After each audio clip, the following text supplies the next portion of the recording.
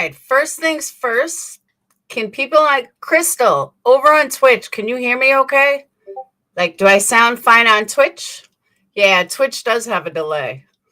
So I am running both because I did get Twitch back. Dayton explained to me how like Twitch works and that when they say that you're removed, you're only removed for like a week. And so it's kind of like a suspension.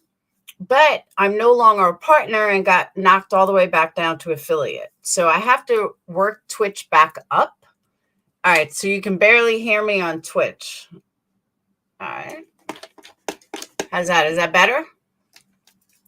So I can tell you right now, I have both chats next to each other, but it's going to be hard for me to read chat on both at the same time. So bear with me. Tonight's kind of like a little, what's the word I'm looking for? Like kind of, tester. We'll see how it goes. But I have to build Twitch back up. And I'm really upset that it's knocked down again because that sucks. I worked really, really hard to get Twitch partnership and now I'm back down. So yeah, we got to start all over again. So let me say hi. Welcome everyone. Welcome members, Patreons, former members, future Patreons, everyone in between. And of course, my amazing subs and my amazing mods. I want everyone to know, I know a lot of people like Twitch, so you'll be able to do both. I'm not concentrating on one or the other. I'm just kind of doing both. I have one on here, one over here, and we'll see how it goes. Thank you, Raphael. So I know a lot of people do like Twitch. They like, a lot of things about Twitch. So we're live on Twitch. Okay. So a lot of things I got to say. Couple things I want to say. I did learn some new stuff thanks to one of my mods. And I also learned about another case thanks to one of my mods, which I'm going to delve right into.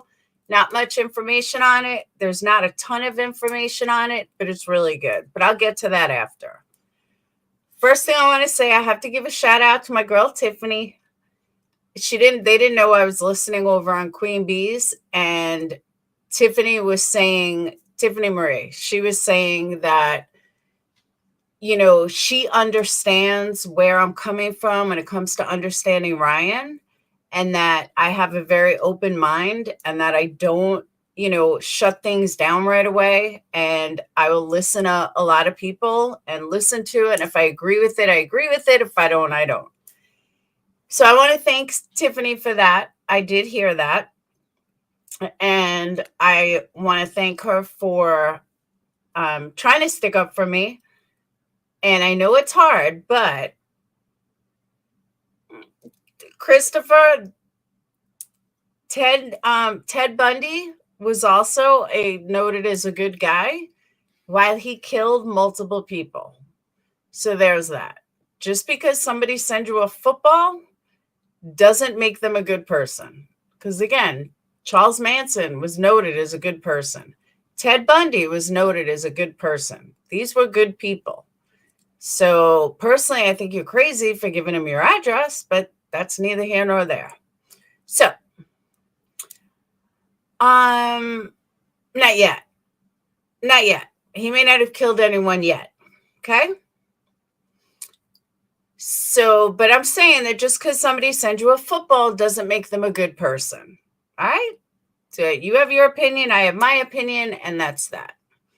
You don't need to kill someone to be a piece of shit. So what he did to my son and my ex was vile. Absolutely vile. So I'm glad he sent you a football. That's great. But that doesn't make him any less of a piece of shit. Any clones, Kim Brooks the other night, he's garbage. So there's that. And Chris Watts was apparently a good person. Good point. Very good point. I'm watching Twitch. It's on. It's working. So, okay. So I just want to give a shout out to Tiffany. Thank you, Tiffany, for that. I appreciate that. We're talking about a lot of things. So again, tonight we have the conspiracies. Now, I don't know if anybody got a chance to watch Doug on Zav. I keep wanting to call her Rav Girl on Zav Girls Live a lot of inconsistencies than what Jared says. So I don't know if anybody caught it, but there really were a lot of inconsistencies. Doug says one thing, Jared's saying something else. I know Doug was there. Somebody brought up a good point to me, though. Doug is listed as, the lead investigator, the lead diver. Wasn't he a tow truck driver less than 3 years ago? And now he's been an expert lead investigator for AWP? I don't know. It sounds a little weird. So I just thought it was a little strange, considering that he was a tow truck driver. So I just found that a little odd. But a lot of his inconsistencies were pretty important to me. Now, Doug, who was there, dead set believes that it was not an accident. He even went as far as to say that there's no way that she could have turned wrong, and that there's no way that she could have gone the wrong way, because there's no road to go the wrong way. So I found that really interesting, that he is, he can say it without saying it. And the fact that he did not, hold on, I didn't say anything about Doug, guys. Relax, or I will start fucking booting. No problem. Nobody said anything bad about Doug. All right. I'm not putting up with trolls. You want to be an asshole, go be an asshole somewhere else. Okay. Thank you. So, common sense, some people are saying that, and I'm not saying no. So, according to Doug, there's no way to make a wrong turn. The feeling I got, and I don't know if you guys agree with me or not, but the feeling I got was that all these people that were driving and showing us the way went a different way than they think Kiely went. And the reason I say that is because Doug was saying that it's a very clear road. But I remember that first girl that drove, the one that it was still kind of light out, that was all dirt. There wasn't even a road, or it didn't even look like a real road. So I'm thinking to myself, maybe Doug took a different way, because he was talking about like a paved road. And when you look at the way all these other people drove, I did not see any other like paved roads. I saw a dirt road, like they're driving through the woods. So see, common sense, that's what I thought.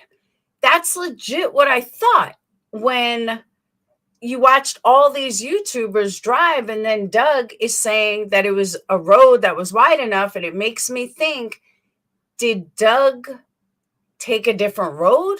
Because his RV is not going to go through those back roads. His RV, or unless they had a second car, but most likely his RV is not going to go where these cars were going, because I don't even think an RV would never even fit through there. So it made me think that first part is paved and then dirt. But what I'm saying is that, when you look at every single YouTuber that went there to show the path, they all are consistent with there's no pavement. Then Doug comes out today and says, it's a paved road. There's no way you can go off track. So that leads me to believe that Doug has to be mistaken, or Doug didn't follow the same path that all these YouTubers took. Doug may have taken the road from the actual road, like if he was driving in or where the RV was, and not follow the exact track from the party like everybody else did. Do you know what I'm saying? So that's what I'm thinking happened. It's the only thing that I can think of. But, they said about being in the hatchback was another thing. He was on Law and Crime. Also did an interview with him, and he really spun it as guilty. He really spun it as that he believes that they are guilty. He believes that it was foul play. So that's why I keep saying, I even said it on Queen Bee's panel, that I even said it on Queen Bee's panel that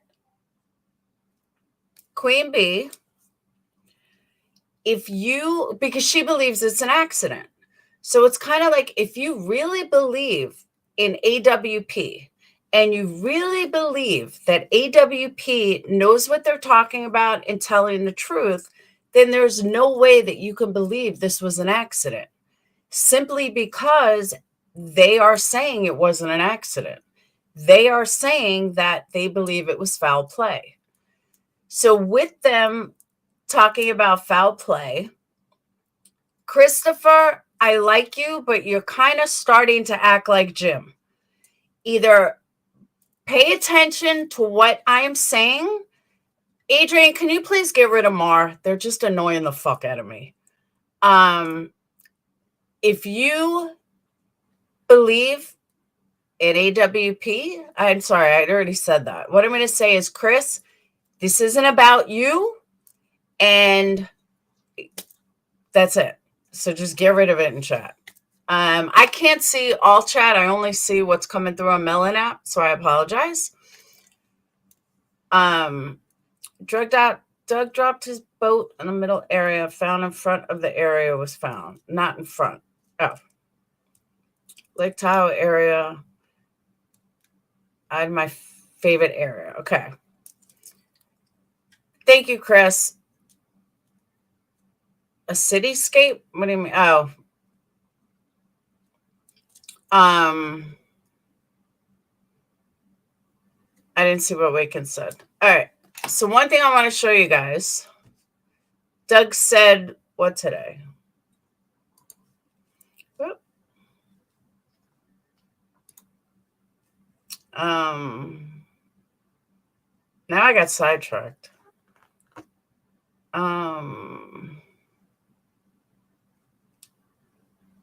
Oh my God, I just got sidetracked. What was I going to look up? Oh, I know what it was. Hey, Amanda.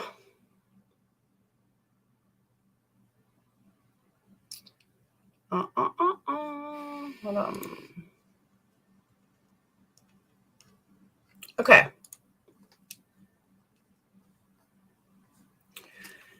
So a lot of people are wondering, based on the information that we have, are they going to release everything? Are they going to tell us anything? There is so much speculation based on, what are we going to find out? What do we know? Well, lo and behold, there was an article written. Your chat's so toxic because I said a football. The chat is not toxic. There's not 10,000 people in here or 7,000 people in here like Zav Girl had, which means there is no reason for anyone to be having fights in chat. There's not enough people. There's only 300 people. There shouldn't be fights in chat. I already know about the Check It guy. Right? There's nothing to be said about the Check It guy. There's just not. So,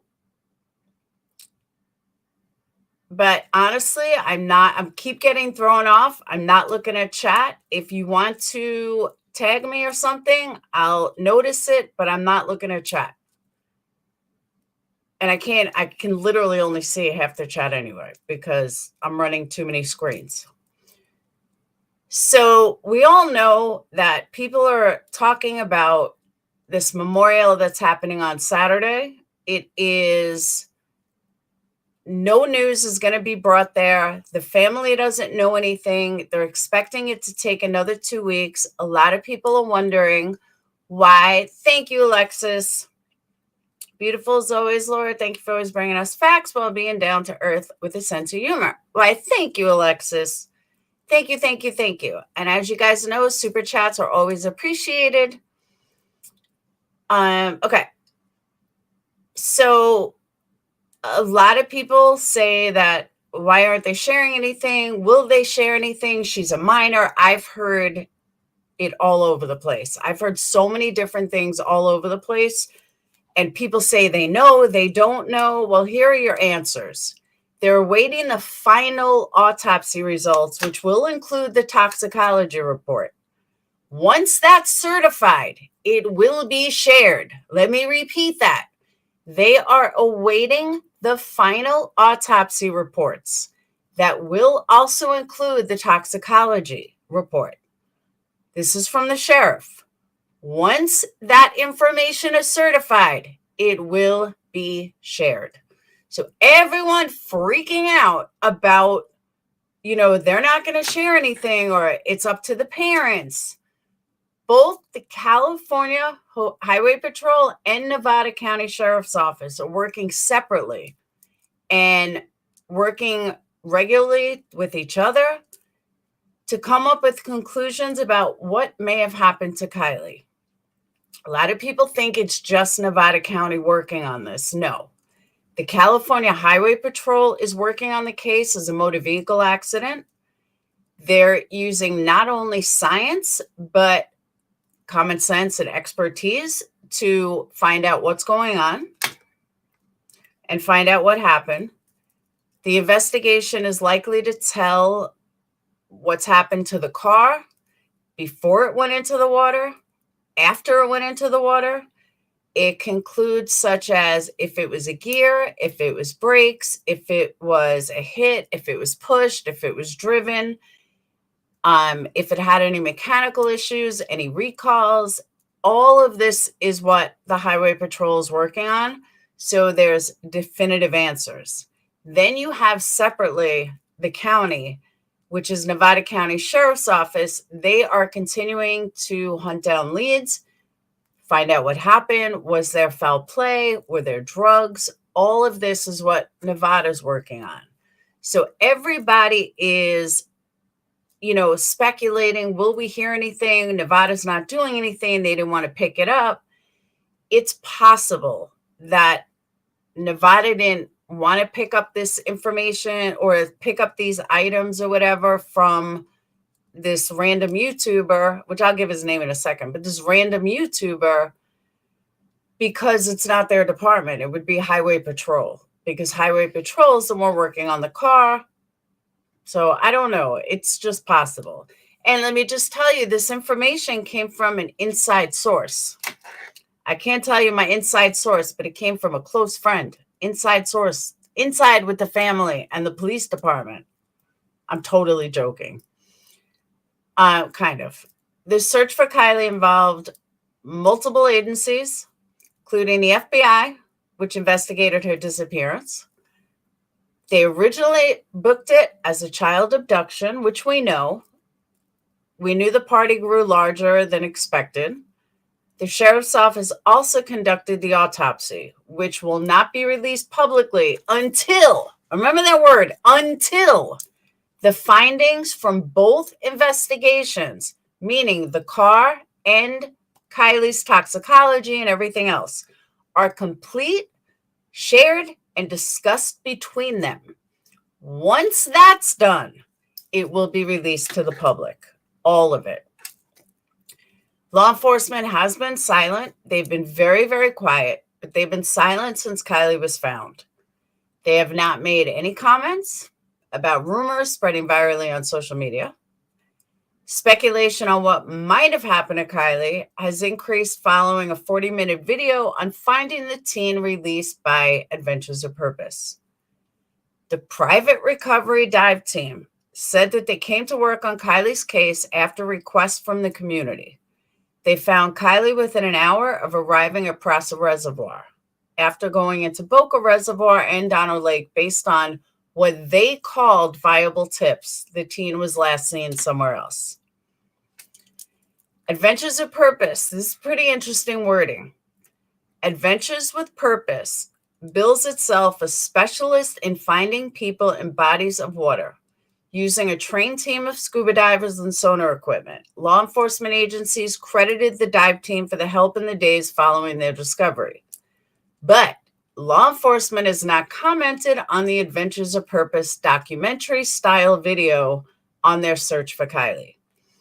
In the video, Adventures of Purpose makes strong allegations that what happened to the missing teen is suspicious. In interviews done on other YouTube shows, Adventures of Purpose said they may release more video depending on the direction of the investigation. AWP has not returned multiple requests for interviews with the Reno Gazette. You guys just found my inside source. In their video, they interview a tow truck driver who said that he helped someone matching the teen in a car's description in the hours following the teen's reported disappearance. Nevada County Sheriff's Office would not comment on the video, allegations made by the tow truck driver, or any other speculations into the cause or manner of Kiely's death. So that leaves this open to even more interpretation. Why won't the cops say if something is legit or not legit? I don't understand that either. I don't get why they wouldn't do that. Like, just admit if the guy is no good, if the guy is real, if the guy is not real. No, he's teaching her how to build a computer, Burning Storms, and a VPN. I got to email her. I have a great VPN. Okay. So we are all going to get the answers that we all want. We're all going to get the answers of a toxicology report, what happened in a car. So it's kind of silly to continue and put this in, just keep building speculations when we could all be completely wrong. There is nothing here that is kind of left because we're going to get all the answers. It's not like we're not going to get all the answers. We're getting all the answers. And how much can we look into something? Like I said last night, and I'll say it again, I keep hearing stuff. I've already gone through all this shit 2 weeks ago. People are just coming up with it now. People are just talking about it now. I'm like, how do you have 2,000 people in your life? Like, I discussed this a week ago. This was, I heard somebody today going over something that was shut down by me and Matt 2 weeks ago. 2 weeks ago, it was shut down. Why is it being discussed now? I don't get it. I really don't get it, honestly. So a couple things I do want to show you, though, which was pretty interesting. So someone said, look at the check it person.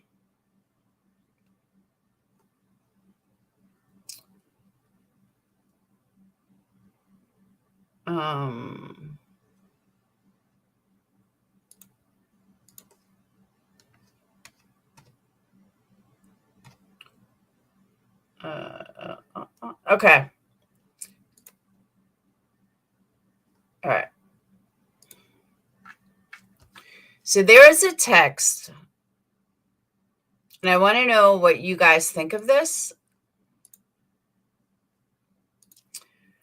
Okay. So there is a text. I'm not even sure where it's from, but somebody says she was supposed to camp in a car for the night. Around 1 to 2 a.m., she left the main group to camp nearly a quarter mile down the road. Now, this was said on 8/11. On 8/12, someone said, how do you know this? She said, I was there know several of her friends, and have attended several updates set up by the sheriff's office and other agencies. Now, I don't know who this Rachel Kellen or Kellen person is, but I call bullshit. I'll tell you why I call bullshit. Because she called her mom at 11:30 and said that she was going to be home in 45 minutes. That's not someone that says she's supposed to camp out in a car that night. I call total bullshit. I think this person is full of shit, and I think this person is lying. So I know this has gone around. I know a lot of things have gone around, but that's honestly what I think. That is totally what I think. It's a text. It was never a call. So I have to call bullshit on this. Right, Angela? It's bullshit. She totally did not plan on camping there between 1 and 2 in the morning.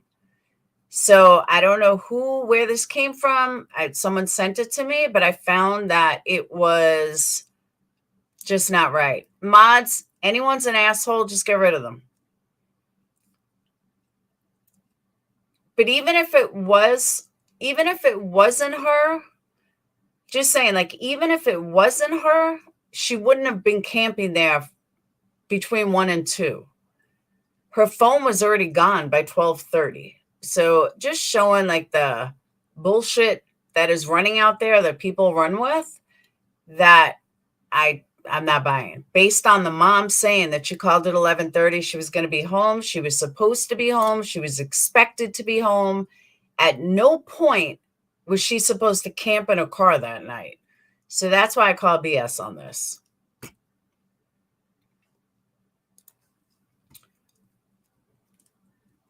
All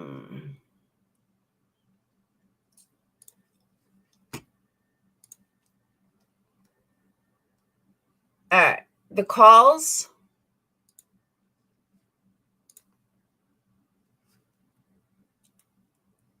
There are a ton of rumors. Tons.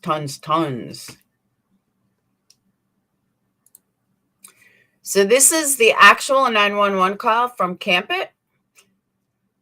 It says 911, he saw something online, and then the person in the video hasn't been heard from in a day.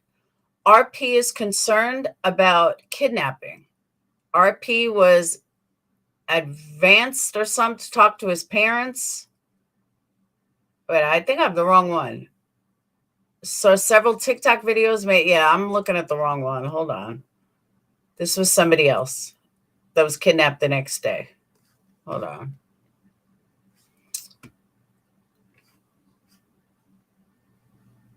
Whoop. Hold on. I gave you the wrong one. Whoop. There it is.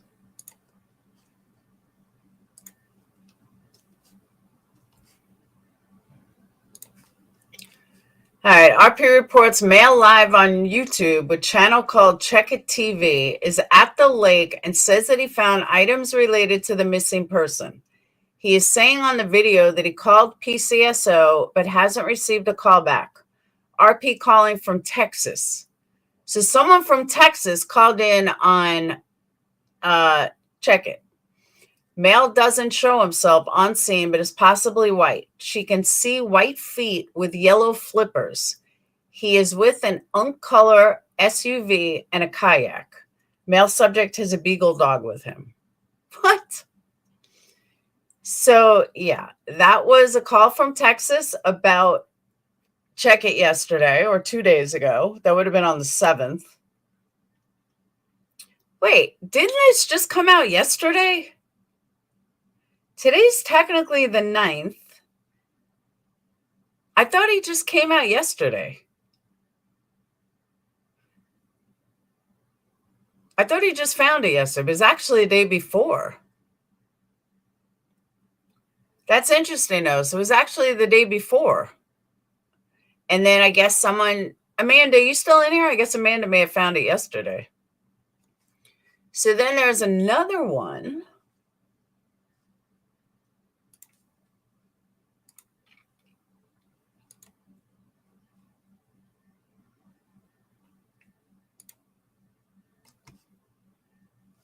All right. Now there's a second caller. RP reports male subject live streaming on YouTube from Check It TV is asking people to call NCSO for him and says he's on a paddleboard with a camera underwater and says he found items belonging to VI underwater victim. RP request 1021. Grandfather of VI called in and requested regarding found items. He does not know where they are located. A friend of victim called in and says she is out with a male subject that found belongings. Wow. First person she would call getting to a father right away. Huh?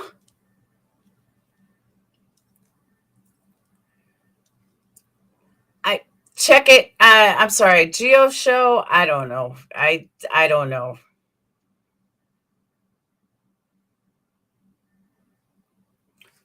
Is that my Tiffany?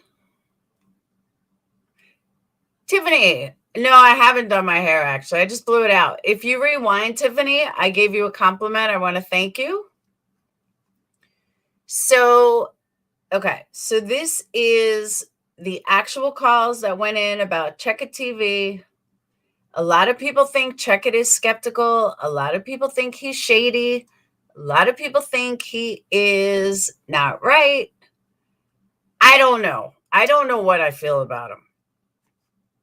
I don't know. I really don't. I'm kind of skeptical on how I feel about it. I just don't know. Let me see what else I got.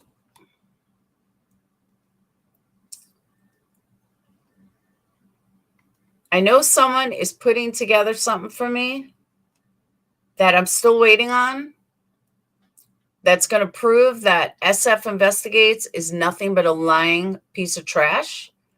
So I'm waiting on that.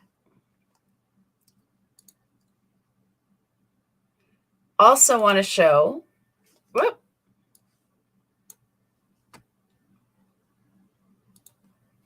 I don't know how many people saw this. I'm going to say I got it from a close friend. Totally not true, but we're going to say that because that's what everybody else says. Kiely's 8th grade project. And it's really sad that mom says you're amazing at everything you do. Can't wait to see what you achieve in years to come. That was on May 24th of 2018. And there's Kiely when she was in 8th grade. And it's just really sad that her mom wrote that.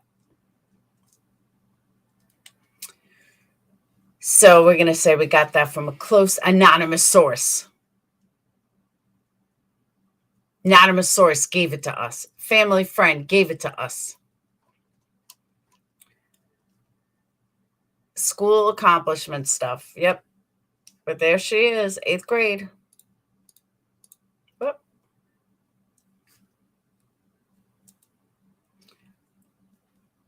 She was doing a thing on sustainable food.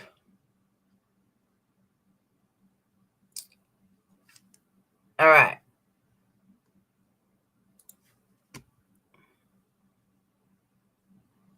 Why say what if it's not true? I'm not even answering trolls. You're going to have to pay me if you want me to acknowledge you. Plain and simple. I'm going to do what every other creator does. I'm no longer going to read troll chats or nope. You got something negative to say, you will not be read. Plain and simple. You got something to say, you'll pay me to say it, trolls. Plain and simple. No, Tow Truck, I was joking. Because that's what other creators say. Other creators are like, oh, we got this from an inside source, like an anonymous friend. No, you didn't. You got it off fucking Facebook. Who you kidding? So that's why I said it. And now it's just been a joke.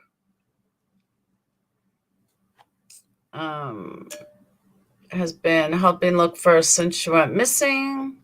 Oh, he's definitely a local.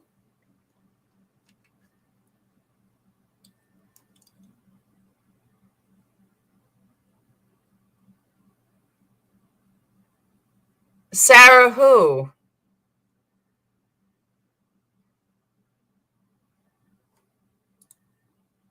Sarah, who are you talking about? I agree with you. AWP is YouTubers.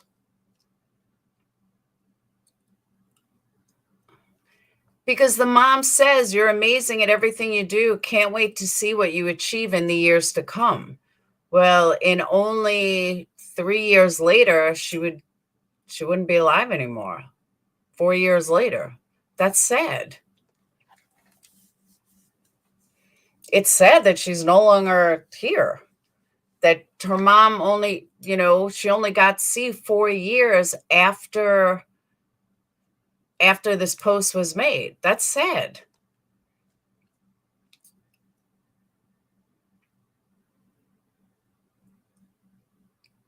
You know what I mean? That's why it's sad.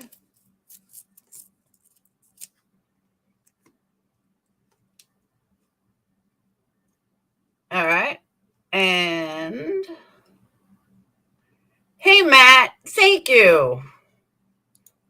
I spoke to a California prosecutor. Minors' autopsies results can and often are sealed by parents in homicide cases. Not according to the sheriff, though. And I agree with you, but according to the sheriff, in this case, everything will be released. It's going to take some time, but everything will be released. And thank you so much for the super chat. Is roadside private or government funded? Roadside. What do you mean roadside?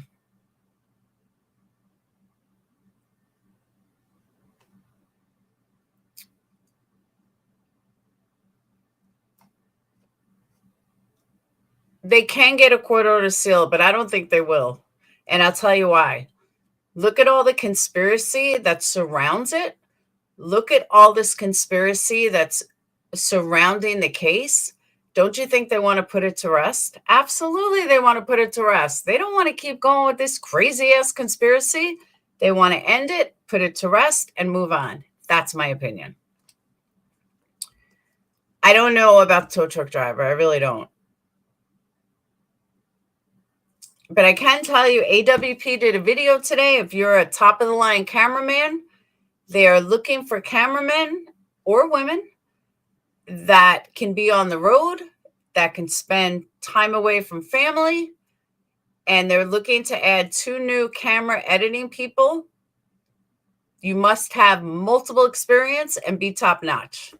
So I can guarantee you're probably going to get paid a lot of money because camera guys are not cheap.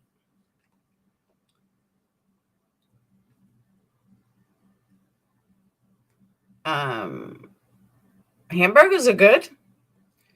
Yeah, Cam A and Cam B. Oh, I thought they were looking for Cam A and Cam B and editors. A couple of other things that I want to straighten out. The November timeframe is legit. It actually came from, because I looked into it because I thought they were crazy at first. It came from, what's her name? Plunder. And Plunder, it said that it's coming out like November 1st. And I'm like, why would they wait so long? What is the point of waiting so long? And it seems that her waiting till November 1st, they put in an FOIA request or whatever. And when they put in the FOIA request, that no longer, they couldn't give them anything because nothing is ready yet. So they're saying November 1st, they're going to release the results. That coincides with this article from my close inside source. It coincides with that they're waiting for all the toxicology. They're waiting for the results of the car. They're not releasing anything a little bit here and there. They're only releasing everything at once when they can tell the whole story of what happened, what the car, so all the conspiracies can be put to an end. That's why they're doing it the way they're doing it. And it does coincide with everything else. So, but yeah, according to the sheriff's department, according to what I heard, they are releasing everything. So just so you guys know that from what I hear, from what I've read, and from my own research, they are releasing everything. Another thing I want to I want to address because I've heard it on other channels and it drives me nuts. All right. If you are suing somebody for money, you have to do it in their state. You know, B. Tim said it best. You can sue anybody for anything. That is true. Although that is true, lawsuits can also be laughed out of court. Alex Jones is not Ryan Upchurch. Ryan Upchurch is not Alex Jones. He doesn't have 40 million diehards, or Alex Jones is way more than that, probably 400 million. Ryan is not starting a movement. Ryan doesn't have Ryan's people under him don't have the pull that Alex Jones people under him have. Ryan's audience, although YouTube is big, but Ryan's audience is a small circle of YouTube. Alex Jones was government, political, states, federal. Alex Jones crossed way more barriers. So when people compare Ryan's opinions to Alex Jones, it's ludicrous. Absolutely ludicrous. For the simple reason that Ryan is not Alex Jones. Ryan doesn't have the influence Alex Jones has. Just because a bunch of people on YouTube follow him does not mean that he's like Alex Jones. Just because someone puts out crazy theories doesn't make them Alex Jones. A lot of people put out crazy theories. Alex Jones had a lot of things that made him where he is. Nobody's suing Ryan for $40 million. Ryan doesn't even have $40 million, but Alex Jones does. Ryan doesn't have the team Alex Jones has. But more importantly, he doesn't have the power that Alex Jones has. So, you know, Alex Jones is more like an evangelist. He snuck into Bohemian. Like, he's political. He's just so much different. So people are saying like, oh, they're going to sue Ryan like they did. It's ludicrous. They're not even the same. It's like comparing, thank you, Matt. It's like comparing AWP with some diver, like AWP with a diver. If I name a big name, then it's going to be the same, but you guys know what I'm saying. So how do you know? You can read all about how much money he has right online. But my point is, yeah, Alex Jones worth 9 digits. They're just not even the same. Ryan's not political. Ryan's not, involved or allegedly involved with the FBI. And they're just, if you know anything about Alex Jones, you'd understand what I'm talking about. It's night and day. I was going to say the Petitos, even the Petitos, but these people are mourning the death of their child. They're not worried about what some idiot says on the internet. Ryan isn't influencing millions upon millions of people. He's just not. I know people want to think he is, but he's not. He's influencing a very, very small group of people. Alex Jones influenced multi-millions of people across the world, or definitely across the nation. He had a TV show that he influenced people. He had social media. Ryan doesn't have any of this stuff. So how people compare the two it's dumb. It really is. Nobody is going to sue Ryan Upchurch for $40 million for saying that somebody isn't real. Again, you have to have influence. It has to hurt. A lawsuit is not just about hurting you. A lawsuit is about hurting like tons and tons of people that Alex Jones had influenced to believe that Sandy Hook isn't real. Even really educated people that you were like, how?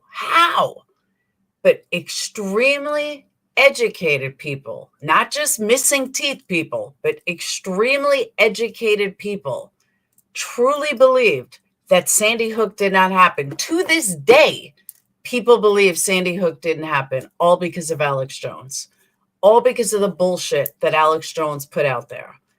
Ryan doesn't have that kind of pull. And I'm not saying he's not famous in his own right, but he doesn't have an Alex Jones audience.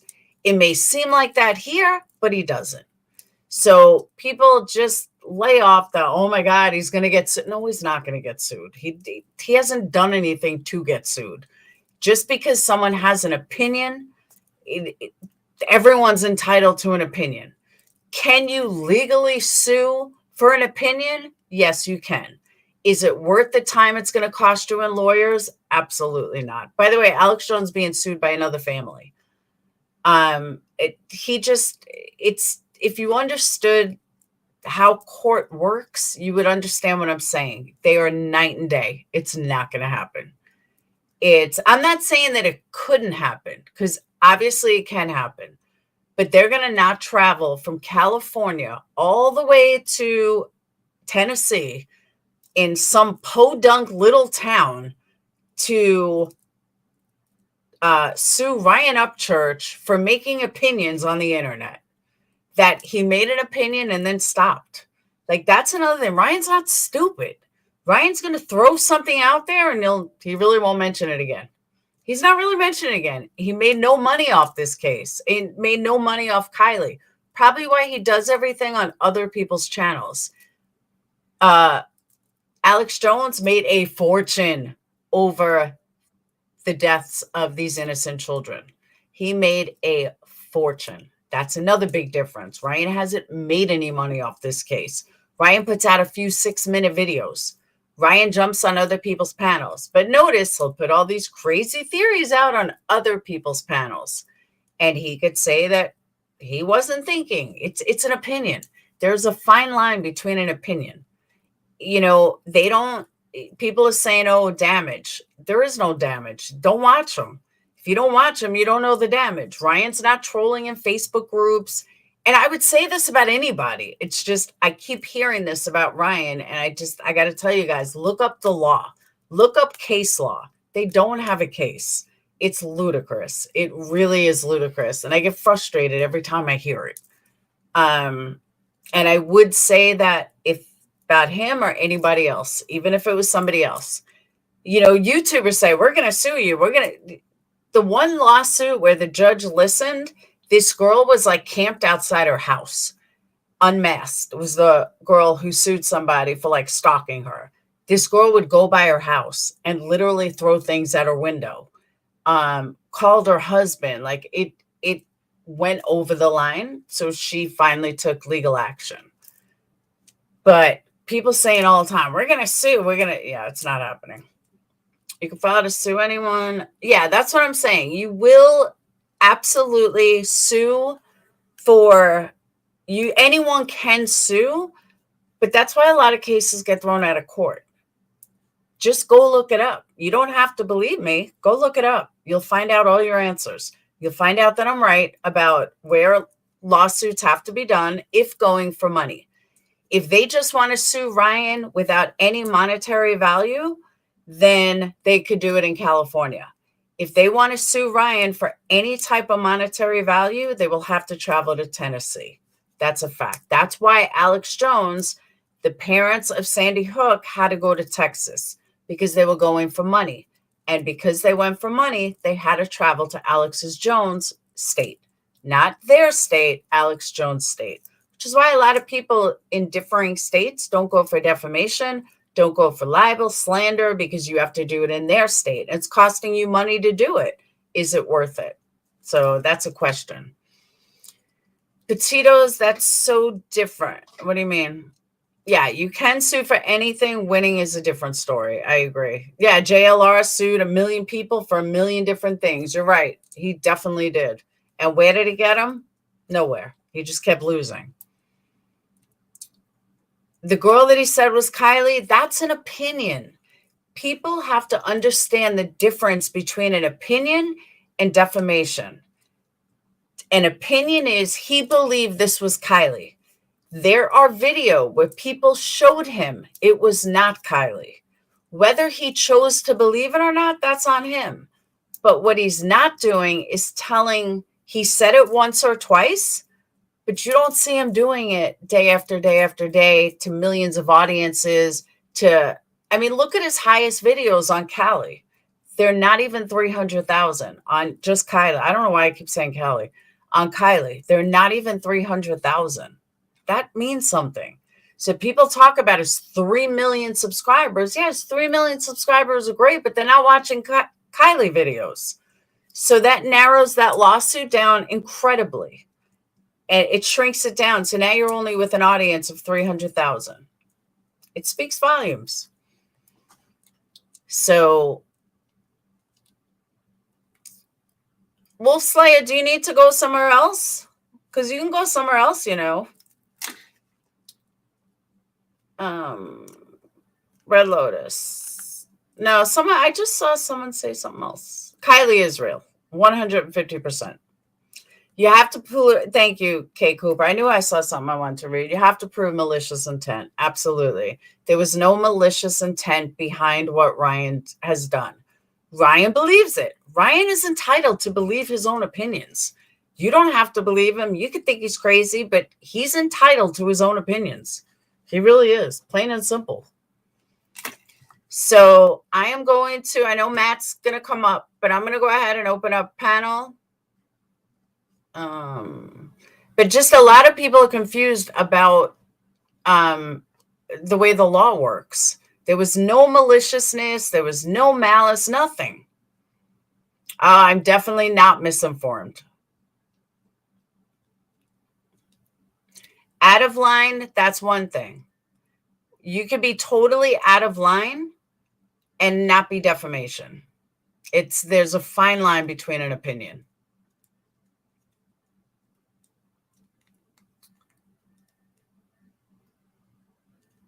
Definitely a fine line between opinion. Where are we here? Whoop. All right. Let me.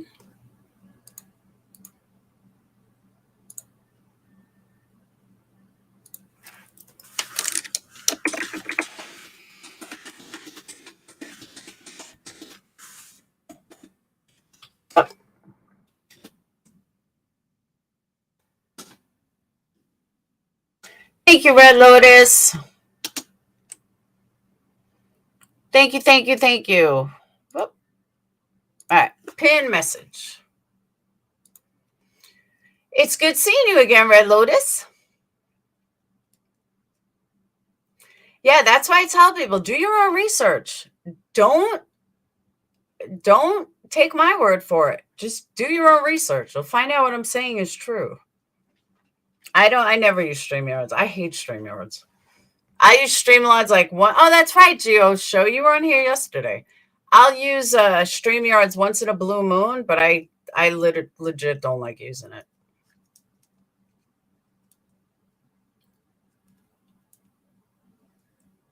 It's not suable. He has a right to an opinion. All right, there's a couple things that are definitely suable. Calling someone a pedo is not one of them. Saying someone has herpes is one of them.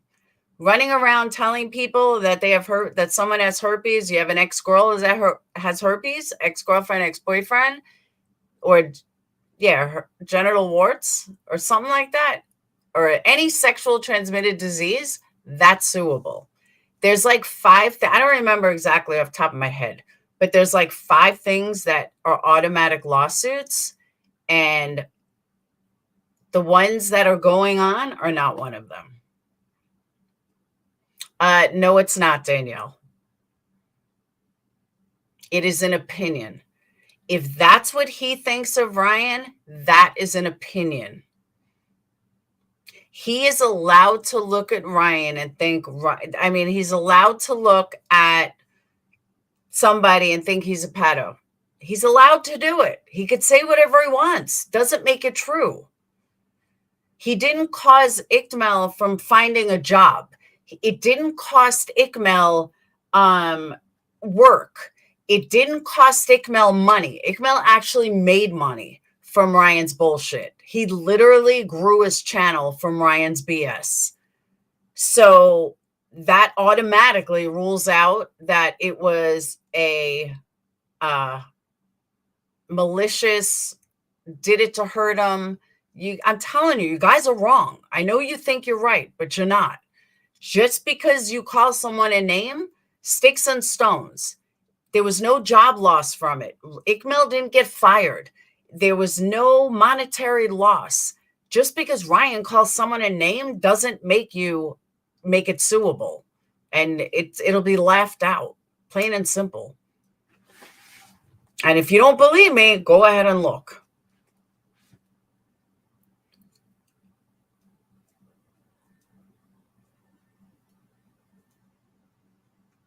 You must prove it. There has to be a monetary loss. And since you guys want to fucking argue with me, I'm going to prove it. Oh. Hey, Avery. Hey. What's up? The only thing I hate about Melon app is I can't see oh yeah, I can see comments. Never mind. So the only one I was thinking of that I think could actually have a lawsuit against Ryan is Kiely Ross. Because Ryan didn't say that he thinks Kiely Ross is Kiely. He said she is Kiely. And so if she wouldn't have lost money because she's a teenager, but if she was bullied, I think she's the only one who could actually have a lawsuit. Oh, defamation has to be money. What are the 5 elements of defamation? A statement of fact, of course. For defamation to have occurred, somebody must have made the statement that is considered defamatory. A published statement, the statement caused injury, which is huge. This statement must be false. This statement is not privileged. Those are the 5 elements. But I'm talking about slander and libel, not defamation. Me love you long time. My pussy is hot joined. Oh my God. What the heck? Fucking Jim. Oh my God. All right. So you're saying slander. Okay. Love you long time. Libel, slander, and defamation.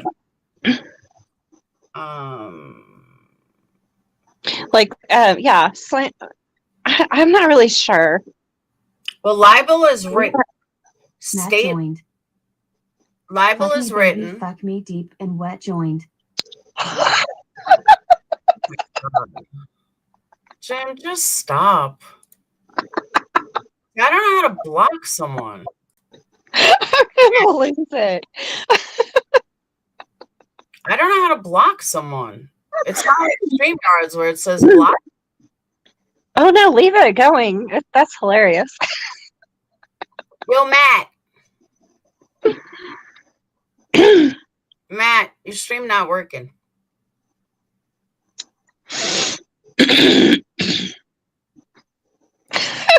Alexis finds it funny too. Tits have milk joined.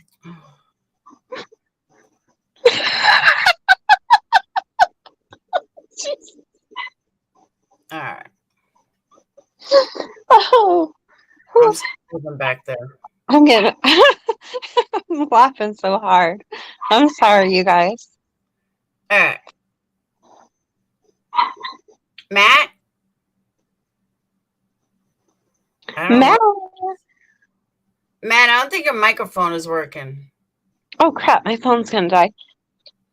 Who's asking about colored contacts? I know they're not asking me. I think they're asking you, Laura. Well, what do you Laura think? has blue eyes. She's blue eyes. Let me get my phone charger. Hello. There you are, Matt. I thought I just heard him. I heard him. I thought I heard him too. He said hello. Then he disappeared. I think he's got a bad connection. I'm charging. Red Lotus, I'm getting it. Hello. Yeah, my There you are, Matt. little portable. Hello. I Hello. love big thick clothes join. Hello. What did it say? Who joined? No, Matt's still here. I thought it said somebody just joined. You guys are up here with no makeup. I crawled out of bed and painting furniture. So don't judge. Wondering how.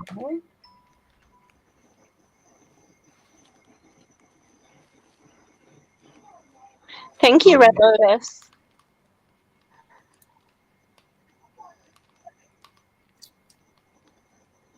It's not the real Matt. He didn't say good day. No, that was Matt. That's Matt. I heard the accent. Ugh. Okay, I'm comfy. Did you mute on him? I heard him say hello twice. He did. My pussy might bleed a little. Oh I'm my on the rack. God. Is that okay, join? I don't know why you find it so funny. I really don't. I don't know why you don't. Well, I just want to know why I can't block. It She's doesn't so, give me an option to block. she's so irritated. I'm just amused. Hmm.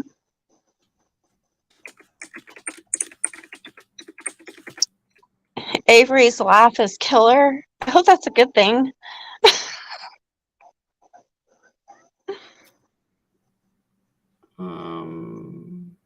No, we're not using Zoom. We're using Melon app. Some thing I had never even heard of until Let's see Laura. if this is working now. There you go. Hi, Matt. I finally get home to good quality internet, and then I have audio drama. Gotta love it. But you got to work, and that's all that matters. I got it working. Woo! How are we all doing? Good. I hear there's some confusion and some drama going on here in regards to defamation, liability, etc. Where'd he go? We lost him. Come back, Matt. Come back. Matt, we lost you. I'm just looking up how to ban. Oh, crazy purple Kirby lady. You just when you click on the link for the Melon app, it will just pull it up, and then I don't think you have to download anything. Let's see if I can get booted out. Yeah, what happened? Deeper down, you I have deeper no down. idea. I got booted out for some reason. Let's see if I can shed some light on what's going on here. I'm sure you've all heard of a legal commentator who likes to use the terms that she prefers facts over fuckery. I call her my spiffy legal mumbo jumbo talkie friend. This would be the one and only Emily D. Baker. She is a friend of mine. She was a prosecutor in California for a number of years. This is how I know that the parents if it was homicide, the parents have the right to have the coronary Yes. report sealed. Yes. And the only thing that the police will be able to release is the cause of death, not the manner, just the cause. So they'll just say homicide, accident, leave it at that. If the Correct. parents choose. This was brought in by Governor Arnold Schwarzenegger back in 2010.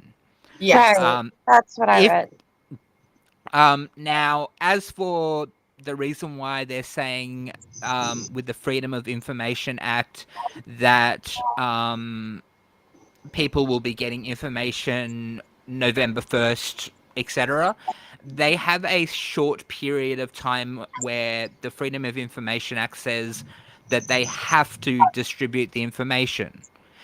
If they can't physically possibly do that, simply because the information doesn't exist yet, they haven't finished their investigation, toxicology hasn't been done, etc., they have to give a expected date of when they expect that they should have that, and then if that time comes, so should November 1st come, which is in less than a month, and they still haven't finished the investigation, then they will have to send out to all those people that have sent in Freedom of Information Acts requests a notification saying it's been delayed for this reason. They're legally obligated to. As Yes. for this whole defamation Yeah, but lawsuit mumbo jumbo, that part that you just said, we've already been through that. We yeah, talked about that. okay. As for the whole defamation lawsuit mumbo jumbo, could this YouTuber, what was his name, that Ryan called names and all that kind of thing? Man, hold on. Crazy Purple Lady, I just need to see your face for a minute. So I know it's you. Good enough. You can turn it off. And Okay. Avery, good to see you this time. Good to, well, oh, I can't see you, but good to hear you. I haven't set up a camera on my computer yet, so Oh, I'm getting there slowly. Oh, this is way better. Can y'all hear me? Yes. Okay, I'm going to my tablet. Go ahead, Avery. Sorry. oh, it's okay. So I wasn't aware that that's why they set a date of November 1st. Yes, Well, that's why, because they won't have the information in time yet. So they're legally obligated to give an estimated time. Because Okay, that makes usually sense. it's within 21 days of submitting the request. no, because they don't know how long it's going to take for the They don't tax. know when they're going to get the They have no results. idea. And But So they- it's just But they're especially now that they're pulling out computers and God knows what else out of the water, and that that could delay it even longer, the investigation. No. wow. So No, that's not right, because they have nothing to do with they have nothing to do with this new stuff. That's not for them.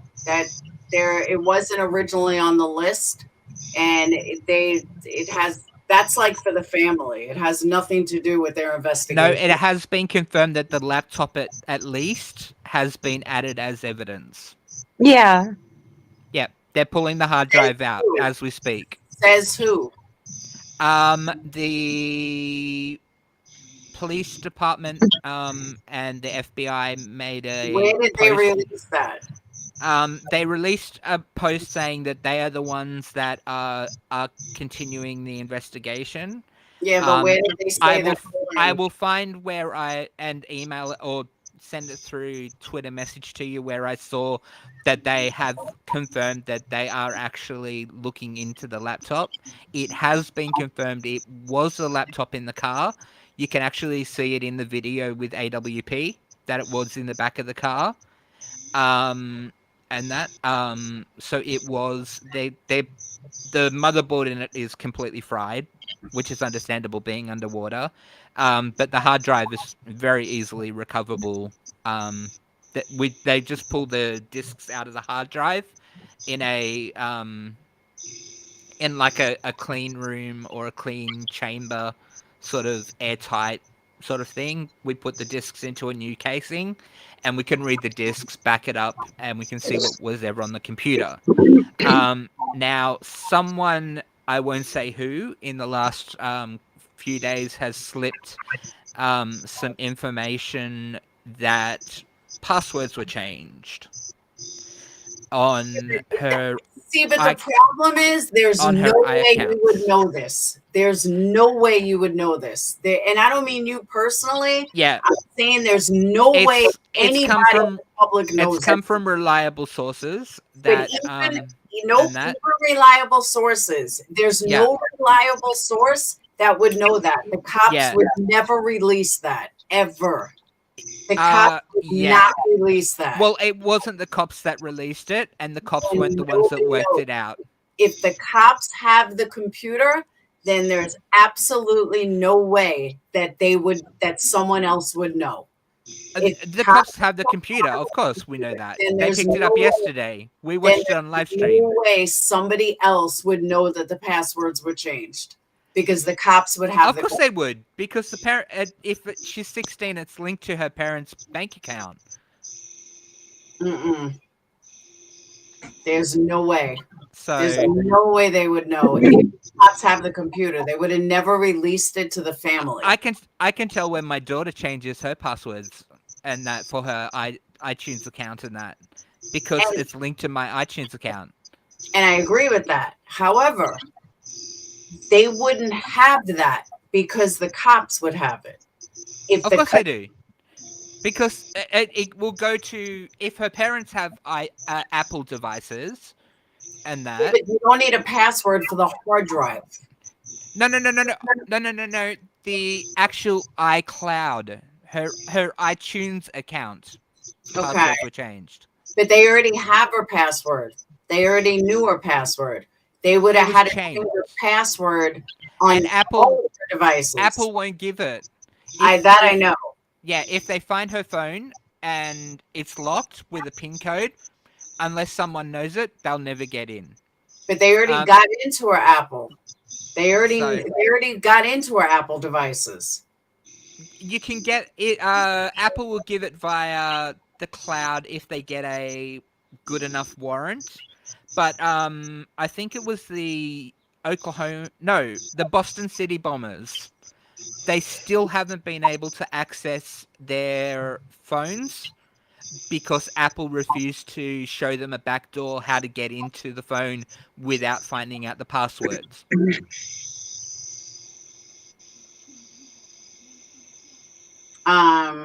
Apple stand by their customers' security and that to the point where they will not give the FBI access to the phone. They will not work out a way or show them a way to get into the device, even with all the warrants under the sun. That I do know. Yeah. That I do know. Yeah. So, but anyway, yeah, with the whole defamation mumbo jumbo thing, what Ryan said to another YouTuber, as you said, he's a public figure. It comes part and part with the job. Suck it up, cry a river, walk it off. See you next Tuesday. As for the parents of Kiely, if they really wanted to, they could go for a defamation case in either Tennessee, is where Ryan's based, I believe. Yeah. Or they could go in California. If I was them, I would go for Tennessee, because if they go in California have very strict anti-slap laws. But you can't sue somebody for money in their home state. You have to go to the defendant's state. You can sue wherever. You cannot sue for money in your own state. You can only. Yeah, you can. I have a lot. Yeah, look at Katie Joy, for example. Or perfect example. We just saw it worldwide. Johnny Depp sued Amber Heard in a state that neither of them live in, purely because the newspaper was printed in that state, and that As long as it has a connection there. So the reason why Tati Westbrook went for Katie Joy in the state that she in Washington, the first original state, which neither of them lived in, was because of the fact that Katie Joy was obtaining a lot of the information that she was lying about from Washington State. So as long as it has a connection to that state, a lawsuit can be filed there. So Yeah, you can the file family live in a random place if you have enough money. But yeah, so it would just be a case of Kylie's family finding a law firm willing to take it on, and that. But it would then mean, Ryan's got however much money to hire lawyers and all that kind of thing. He would sue them into the ground. But or he would run it into the ground and that. So, but Kylie's family is not going to pay for lawyers in a random state just so they don't have to go to Tennessee, because they might as well go to Tennessee. Oh, no, they'll have to. I completely agree. If they were going to do it, they would go to Tennessee. The only states they can do it in is Tennessee, because that's where Ryan is, where he... I guess they could go to wherever YouTube is based, but that would be crazy. No, they have to do it in Tennessee. Yeah, because California have really strict anti-slap laws, which would knock the case out very quickly. And that, so they'd have to go to Tennessee, where the anti-slap laws aren't so strict.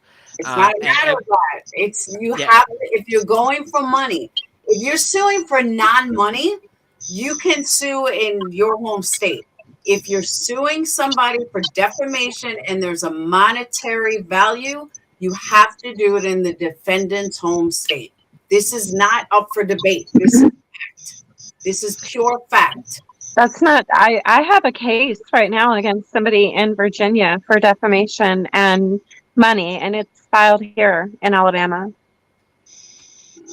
I've never heard of that before, and it's listed as look up Katie Joy without a crystal ball, and you will see she's got 3 cases going right now. She's got, she does. There's she's being sued for so many defamation cases, it's not funny. And that the first case was in Washington. That judge dismissed it, saying it would be more suitable in another state. So Tati Westbrook went to open it in that state, but they ended up settling, and Katie Joy ended up giving up her contacts before the case started again in the new state. She croaked. Now she's going up against Todd Chrisley, the 7M dancers and management from TikTok and that. She's now looking at the parents or the mother of what's the name of that the YouTuber TikToker whose husband apparently tried to commit suicide or something. Hold on, Avery, are you suing a business or personal? Personal. Is it someone that does business in this state? Huh? Do they do business in this state? No. Then there's no way you can file in this state. Katie Joy is a YouTuber. It's filed. Without a crystal ball. Well, was a YouTuber till they kicked her off. Now she's on Instagram. She's still Facebook on have just kicked her. She's still on YouTube.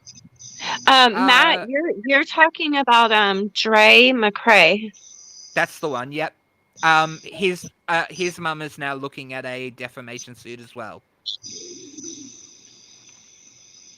Why? She's apparently, allegedly, I'm doing air quotes here because this is Katie Joy. I'm in Australia, so don't come for me. Good luck. But a lot of her followers have gone and made a lot of them made donations to Dre McRae's mum via GoFundMe. And a lot of her followers who didn't make donations have then gone to GoFundMe and requested refunds, even though they didn't Yeah. make donations. And now the mum is in hospital having a complete meltdown because of the fact that, you know, she's now in the toilet for money taken from GoFundMe that was never donated to her. All because she wouldn't go on Katie Joy's live streams and give the dosh. She went on Molly Go something. Yeah, Molly Golightly. But Yeah, there's more and to that- it than that.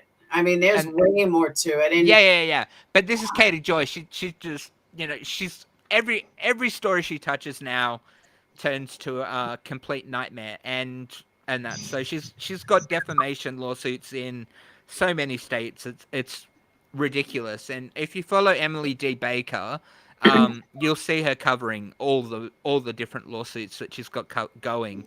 yeah, And but the but mother, go back to mother of the Dre- Cuddy Westbrook, hold on. and The you'll see mother it of happen Dre- in a different state.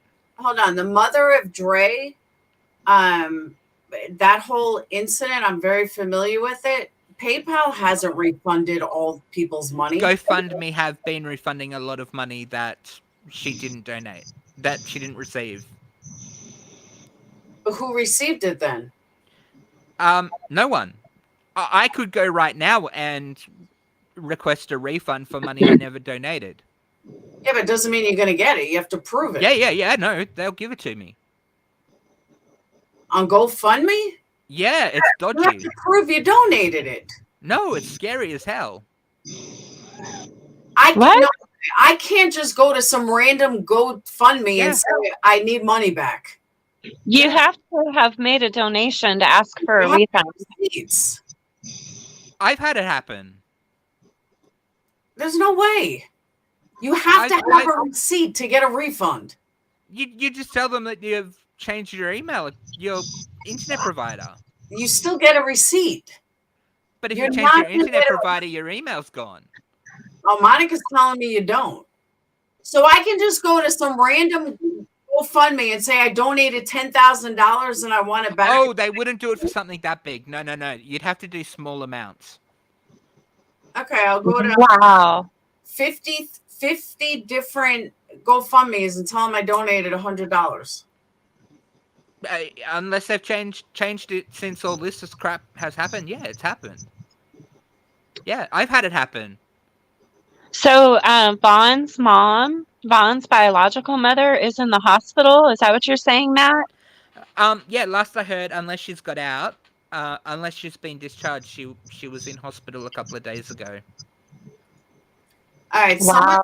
you're talking about Cash App and that Von's mother was sending money back and not checking if the person had donated in the first place. Okay. So are you talking about Cash App or GoFundMe? I was told GoFundMe by people that I know that are close to it, but if she was doing Cash App as well, then yeah, Cash App, there's absolutely nothing she can do.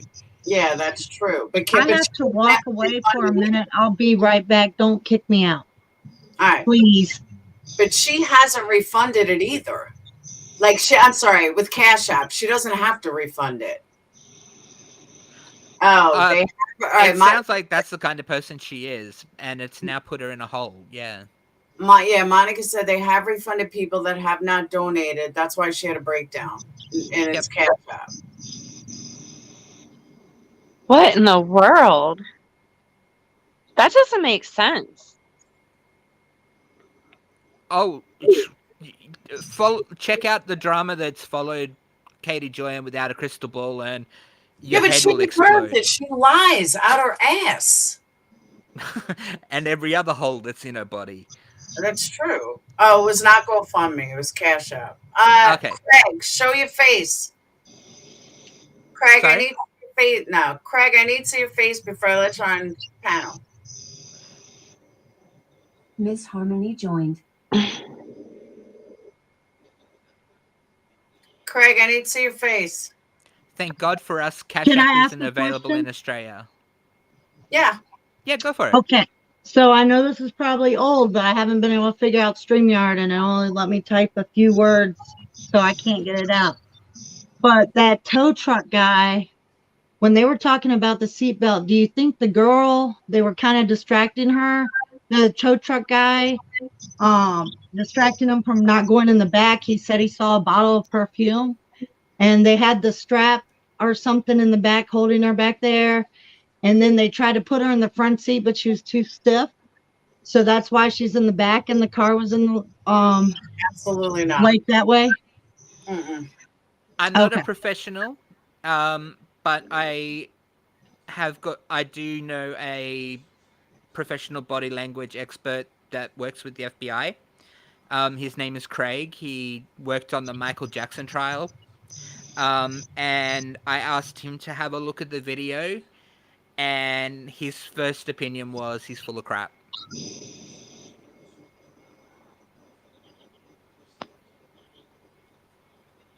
Yeah, but we also haven't seen all of it. I mean, I personally said that too. I think the guy's Yeah. full of Yeah, no. The whole story doesn't make sense. The girl's been driving since she was knee high to a grasshopper, and that either driving cars or whatever. You know, I'm sure it's the same there as it is here when you're in the small, remote regional areas, and that you're driving when you're old enough to touch the pedals, and that she knew how to put a seatbelt on. There's no question. And seeing them the morning after the you know, the party, and she's been reported missing, and that, yeah, I don't think so. I think he saw another silver car that kind of fits that description, because he's got no log himself to confirm that that's what it is. And that he saw on social media, because he admitted that he's a fan of Adventures with Purpose. So he probably watches the rest of the other channels. So he probably saw the hat, and that on Kylie's boyfriend, ex-boyfriend, whichever he was, and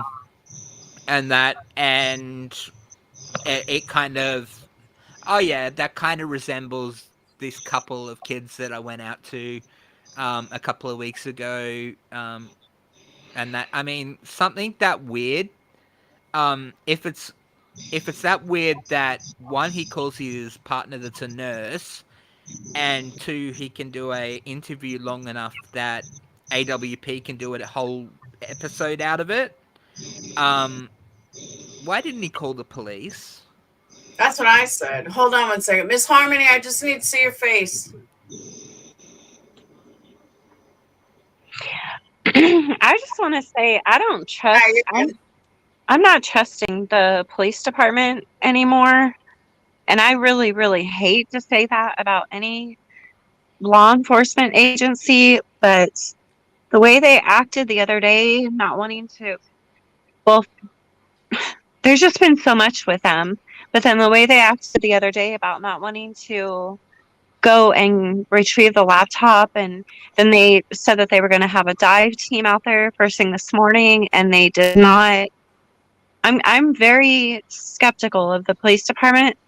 I don't know if it's because they're inexperienced, like in this type of situation, or what the reason is, but I've lost all faith in that law enforcement department.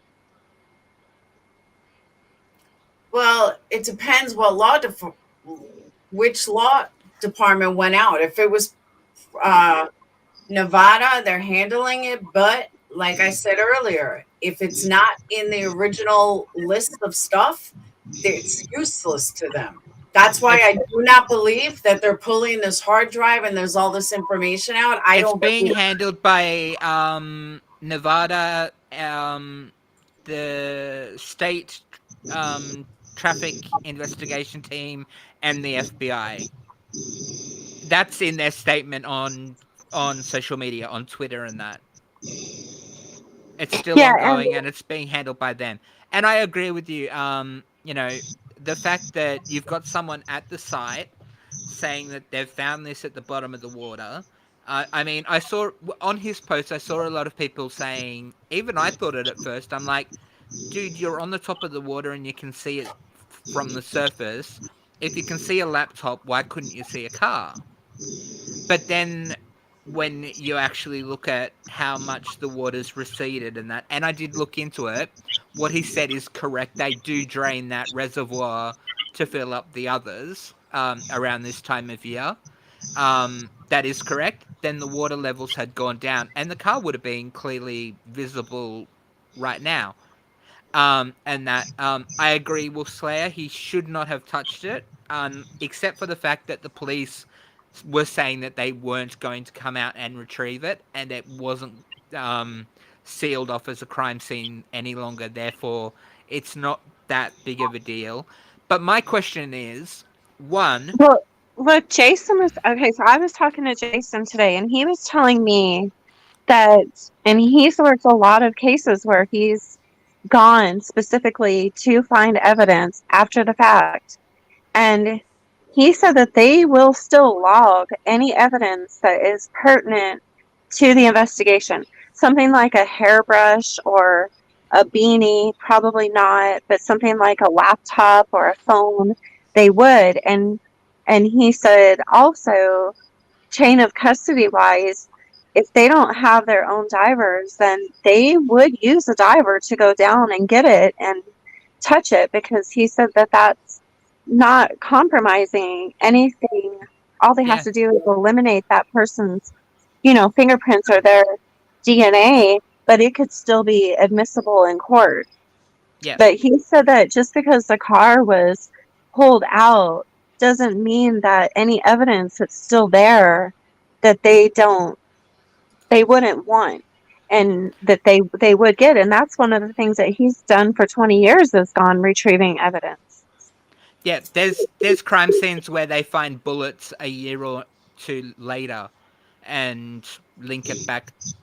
You know, how often do they find guns in the river and then Yeah. trace it back to cold cases and that? No matter how long it's been there, it's still relevant to the case. Yeah. And I'm that, gonna have so Miss Harmony talk, and then I want to play the video from Zap Girl today because I have not seen all of it. Miss Harmony, what's up? Hi, Laura. Hi, Matt. Hi, Avery. Hi. I'm Harmony. sitting waiting in a train station to go see my third cousin I've never met in my life in Norway. So I thought I'd get an opportunity Aw, since Matt is here too. Tell I them did g'day from some Australia. analyzation on the seatbelt. Well, we're not too sure. We're not 100 what it is. So I would like to be able to send that to you, that information. And Matt, I just have a question for you. Yep. Did I add the right person on Twitter? Are you something studio? Matt Bond Studio, that's me. Matt Bond Okay, Music so I'm Studio. now adding you, but I can't. You don't have your DMs open, so I couldn't message you. Oh, weird. I should do. Yeah, because I've been trying to get a hold of you through email. We were going to exchange. I'll drop my email in the chat. So would you be interested, Laura, for me to send you that photo, and then you can look at it if you want. You can share it. I'm following I you, Miss still can't. Harmony. You should be able, Huh? definitely should be able to message me. I'm following Okay. you. Yep. Let me see. Well, I'll go after. So it's still really hard for me to figure out if it is actually a seatbelt when I run it. I've given a few different examples of different tones, different colors, and various other things. But what was interesting was there's one girl who does samples on working with the car, and she actually shows us that the seatbelt comes from the ceiling, and she pulls it, and she's kind of saying as far as the buckle will go, it can go to the hatch, but maybe only the buckle will hang out. So I'm going to just send it, and you guys can kind of ponder on yourself, because to me, when I Is that the really, one? Sorry to quickly interrupt you because I've got to run in a second. Is that Okay. the one that everyone's pointing out that's dangling down while the car's Yes. underwater? Yes, and I spoke to a friend of enough, they mine. never even noticed it. They don't even they got it off of us. Do you want That me to tell you what it information, they is? never even noticed it. Right? Go ahead. It's the tab. It's a tab that, you know how your spare tire is in the trunk, in the boot. It's not. It's not one of the. I spoke to Oh, a friend of mine who actually builds those cars. He's okay. ex-Australian rally champion Neil Bates.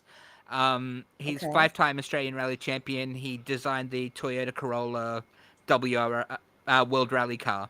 I asked him and what he thinks it is. Could it be a seatbelt? And he's like, no. In a car like that, that's where the spare tire will be. Remember, the car's upside down. They put a little tab there.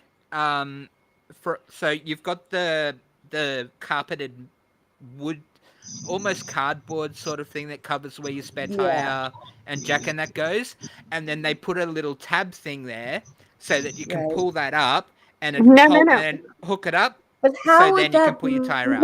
No. The spare tire is underneath the vehicle.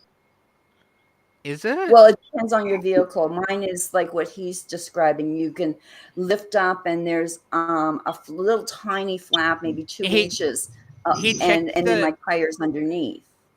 he, Well, when he checked that car, and he checked for that car, and Mhm.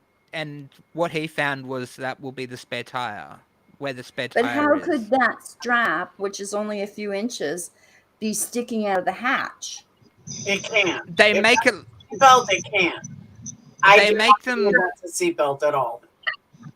I don't think it's a I'm sorry, seatbelt, Barbara? and that it looks too narrow to be a seatbelt. He said what he's pretty confident they do with that model is they make them long enough so that they can be clipped to the roof.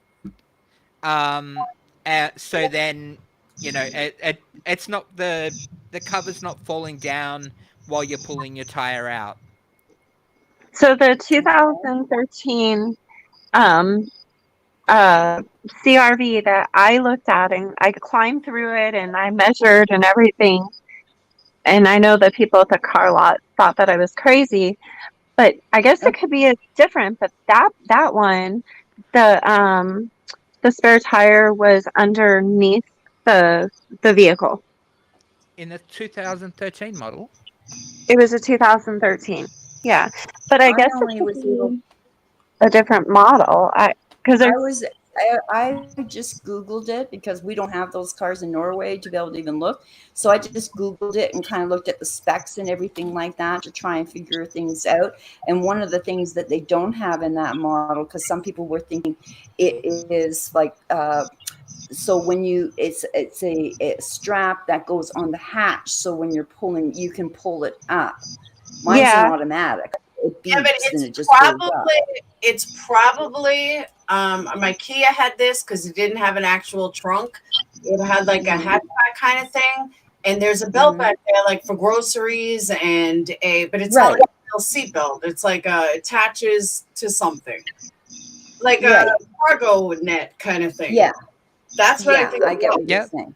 I did see very well that. I did see a strap in the back of the one that I went and looked at.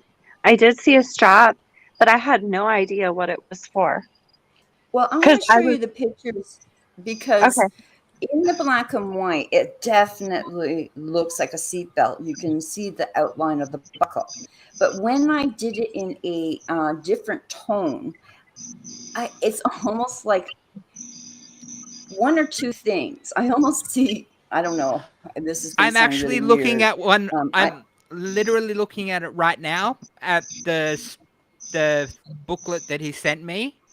It's either the strap. It's a strap that's down underneath the back seats, or it's the straps on the back of the back seats. So because you can fold the seats down, and they've got this. yeah. But That's- still, how Is that would what you that saw? get out? But How those would that straps aren't that long. No, they're not. And I'll show you the picture, and then you can see how far it can come out. Now, the other two pictures in the different tones, it's almost got something on it, and I can't really. We can maybe brainstorm what it might be, but it almost Yeah. looks like a patterns on it, and it almost looks like. To me, I thought it looked like a face at first, but I'm going. Probably You know, when you keep It's probably a staring back at this. strap. But I also thought maybe it's a piece of clothing. I thought maybe it could be a piece of clothing. Like, let me send it to you now, Laura. Hold on. Brian's right. It's probably for the spare tire underneath the hatchback. Underneath the But hatch. it couldn't be that long. Yes, it can. But it's Oh, not that. because it's upside down. That's what Neil. Right? That's what Neil thinks it is. The spare tire under the hatchback. Yep. Yeah, that's all it is. And so because the car's the other way, we're It's seeing probably- I don't it. Because it's upside down, you're seeing it. Yep. Because it would be what would be the ground, or the floor Right. in the car is now the roof because it's upside down. Right. Yeah. So we and that's see why you're seeing it. underbelly. That's correct. But why would it Okay, be do you want me to hanging send it to you out? anyways? They're actually pretty long. Yeah. Oh, absolutely. Please do send it to me so I can have a look and see what I can work out. Let me just check But to see. I'll Drop me also send it to your Neil. email. Drop me your email in private chat. Oh, I'll gladly say it here for anyone. Hold on.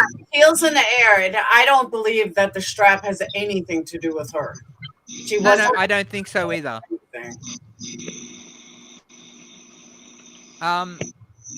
It's just simply mattbombmusicstudio@gmail.com. Okay, hold on. I can hardly hear you. Can you just say that a bit slower, please? Matt Bond, the same as my Twitter, Matt Bond Music Studio @gmail.com. Okay. I'll whip that to you. I mean, who knows, because we're going through everything with a fine tooth and comb, and Yeah. it made my mind go wild thinking maybe, that's how they might have wrapped it around her and tried to keep her down. I mean, I don't if think it so was because foul play.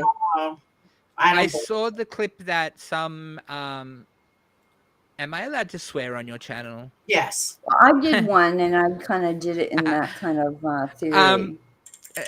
I saw a video that some dick flute, as one of my favorite YouTubers would say, posted, where he managed to catch a screen grab of Kiely, where it's not blurred, and yeah, I analyzed that, and but that I'm not going to and share Yeah, that. I have not seen that. and the fact that she's floating, she wasn't strapped down. Right. And the fact that she's floating also tells me that she, if she's been there 2 weeks, she's coming very close to the end of the 2 weeks. Or like I also learned, because I kept on thinking, why wouldn't she eventually float out of the window? And somebody had told me, because the way the car was, like, it's upside down, so maybe her head would be to the roof, so she wouldn't be forced out of there. Also stagnant water, like, sometimes we hear in crimes later on, we hear the bodies like on a side shore, right? So Close your eyes. If the window is broken, See, then but how come she didn't flow out? Miss Harmony, Close- I thought of that too, though. I was like, why wouldn't she float out the window? If the Yeah. window Okay, close your eyes for a second. Okay. Just close your eyes. Okay, you've just hit the water. It's pitch black. Mm-hmm. You can't see anything. Your car is now flipped over. Mm-hmm. The water's rushing in through the windows, right? Because the windows are down. Calm The down. water's Why didn't she go out the window? No, I mean her dead body. you completely Eventually, wouldn't her body float out? It's going to be No. retaining the water. Wouldn't her body eventually flow out? But then I thought, well, then everything else would too. Like other things would start floating out too. Well, everything But else is going somebody to said it sink was to the because of bottom the because of the gravity. weight. Everything's on reverse. Everything's on the roof when we're looking at it. It's not on the floor. That's correct. Everything, Right. all the solid stuff like the laptop, the charger, and all that. That's on the roof, which is now the floor, and that now when a body is in the water, it will have it has 2 float cycles.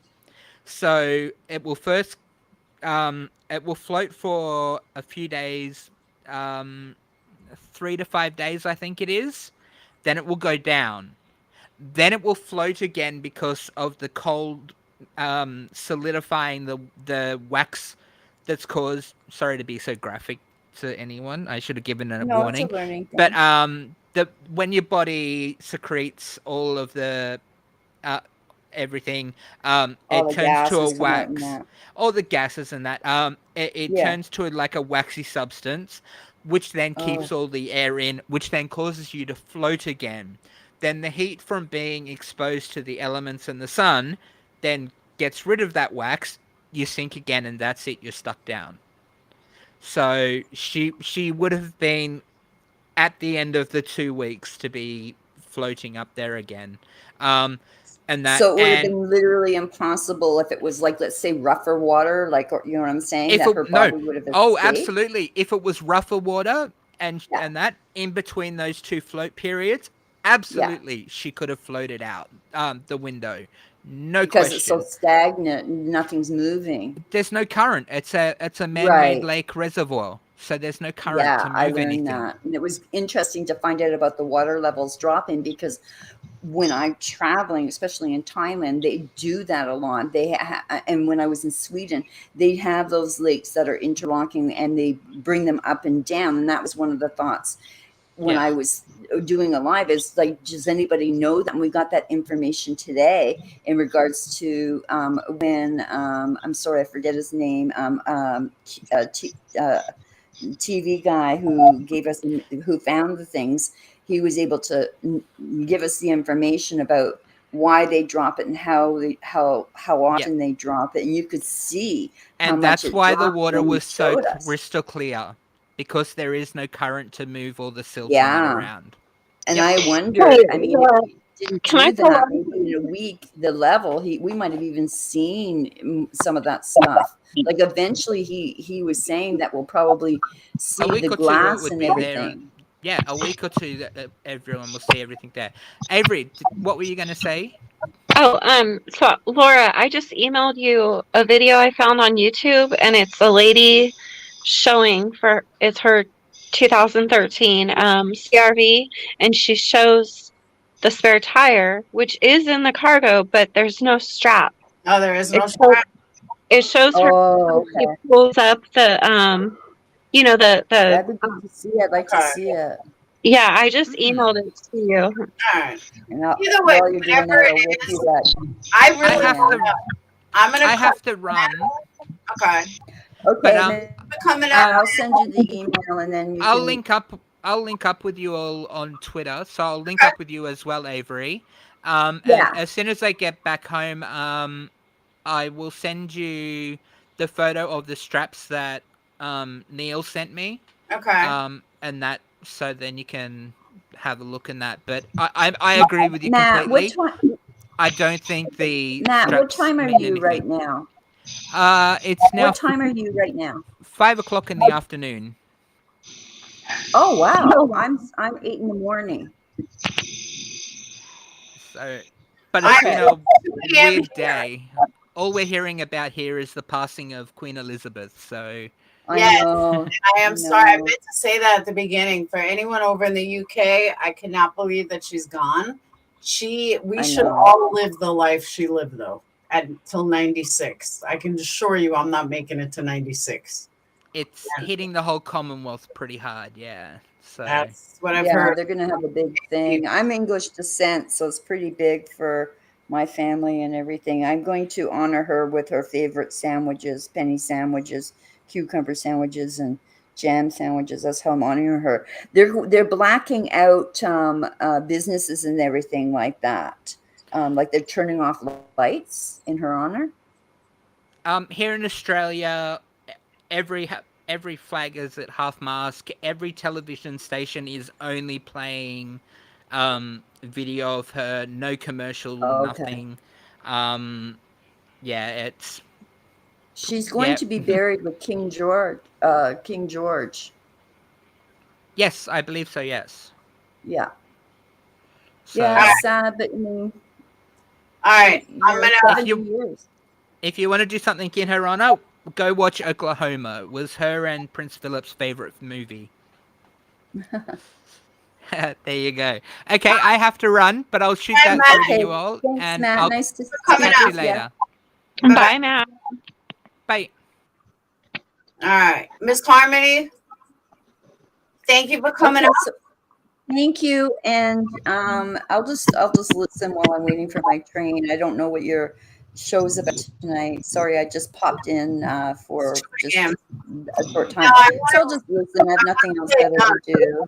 I want to play Doug. I haven't played it. It's an hour. Okay, I'll watch. Okay, thank you. right. Have a nice night, everybody. I'm gonna hop down too. I'll watch. All right. I'll see you later. Thanks for coming up. Okay, bye. All right. Here we go.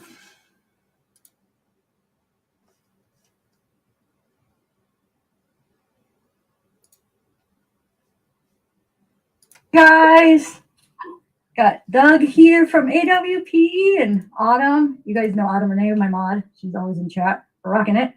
And Tyler, yay, you made it! So I have right at the top of the hour, I have about a 20-minute meeting. So I'll have to hop off for a little bit and probably hop back on. Okay, cool. I'm glad you came. Thank you. We got Doug here. I'm so excited to Doug. Hey, Tyler. have you We're here. going. It's going great. So it's a surprise because I didn't even put it in the title. So people were like, whoa, we got You gotta change that. Hurry, change that. I know, I Tyler and should, Doug. huh? Wow. Doug, I'd love to have you on my show sometime if you'd want to come on. Yeah, absolutely. Good. You're in high demand, Doug. So let's talk about Kiely here. I know you're probably not able to answer everything. Adam, you had some questions though. I didn't even get to listen to your recording, so you could just ask them. Yeah, ask away. You know, there's either I can answer it or I can't, and I'll be as helpful as possible. Okay. I'll let you go first since you had some already. One of the questions I asked was, after they retrieved her vehicle, did they tell you to step back and not have anything to do with that whole process, or? Yes. I could answer that. Yes. Yes. We were asked to leave the perimeter, and we were not consulted. See, I'm going to try to get Doug or one of them on my channel because I'm not going to ask them the same questions we already know. I'm going to ask them totally out of the box questions that I have not heard anybody ask them. I feel like everybody does the same questions over and over and over. Consulted any further on the activity that ensued after we left. Wow. Unfortunately. Yeah, unfortunately. Yeah.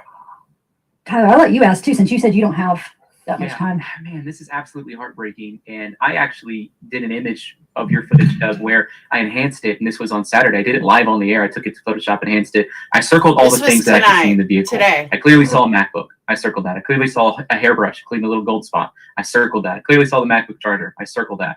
And so it was absolutely no surprise to me yesterday whenever I see an image from the water that I again enhance, and I see those same items laying at the bottom of the lake. And I just have a hard time understanding how is this possible. And some of the feedback that was coming my way was like, oh, FBI promised they were searching this area, blah, blah, blah, blah, blah. So could you talk a little bit about how does this possibly happen? And then again, talk about the protocol that some of you guys typically do, which would be to put nets around the windows, I think, or whatever that looks like, so those items don't disappear. You know, obviously this is a tough topic. You know, we have to work with law enforcement all across the country, and it's never, you know, we're pro law enforcement. However, this is evidence that has been displayed to the public, and these are issues that, you know, these things can't be hidden, and they're not. You know, millions of people are not now aware of the situation. And as respectively as I can put it is, when we come into this, most jurisdictions that we work with, they recognize the experience that we bring to the table in dealing with these particular matters. You know, when it comes to preserving the integrity of evidence underwater, recovering of a vehicle, there aren't many more experienced than us. Right. And Tony, Tyler's my friend. I like Tyler. Most agencies and departments tend to depend on us to command these operations. Unfortunately, you know, that didn't take place here. You know, you had CHP, FBI, as well as several other agencies that were involved here. They did what they thought was best. You know, however, you know, they don't do this all the time. You know, had we done this, absolutely the vehicle would have been recovered differently every step of the way. But again, that falls on us doing it every day, all the time. We're no stranger to these underwater vehicle forensics removals, as well as protecting the integrity of the evidence. That's our main focus when we're doing what we're doing. You know, this particular operation was conducted by individuals who, you know, maybe have only done this a few times in their entire career. And so, you know what I don't understand though? This is what I have a problem with, honestly. Hey, Crystal, people think you're more credible because someone like Doug goes on your channel. That doesn't make somebody more credible. It doesn't make them better because they reached out to somebody who decided to come on their panel. And I see people I see subs, and I'm talking to subs, make that mistake all the time. Because if you look at the whole picture, it's actually quite the opposite. Just saying. And also not under this type of case, you know, and maybe it was just a stolen car that was ditched, and you know, there's no thought into what may happen or what can't happen.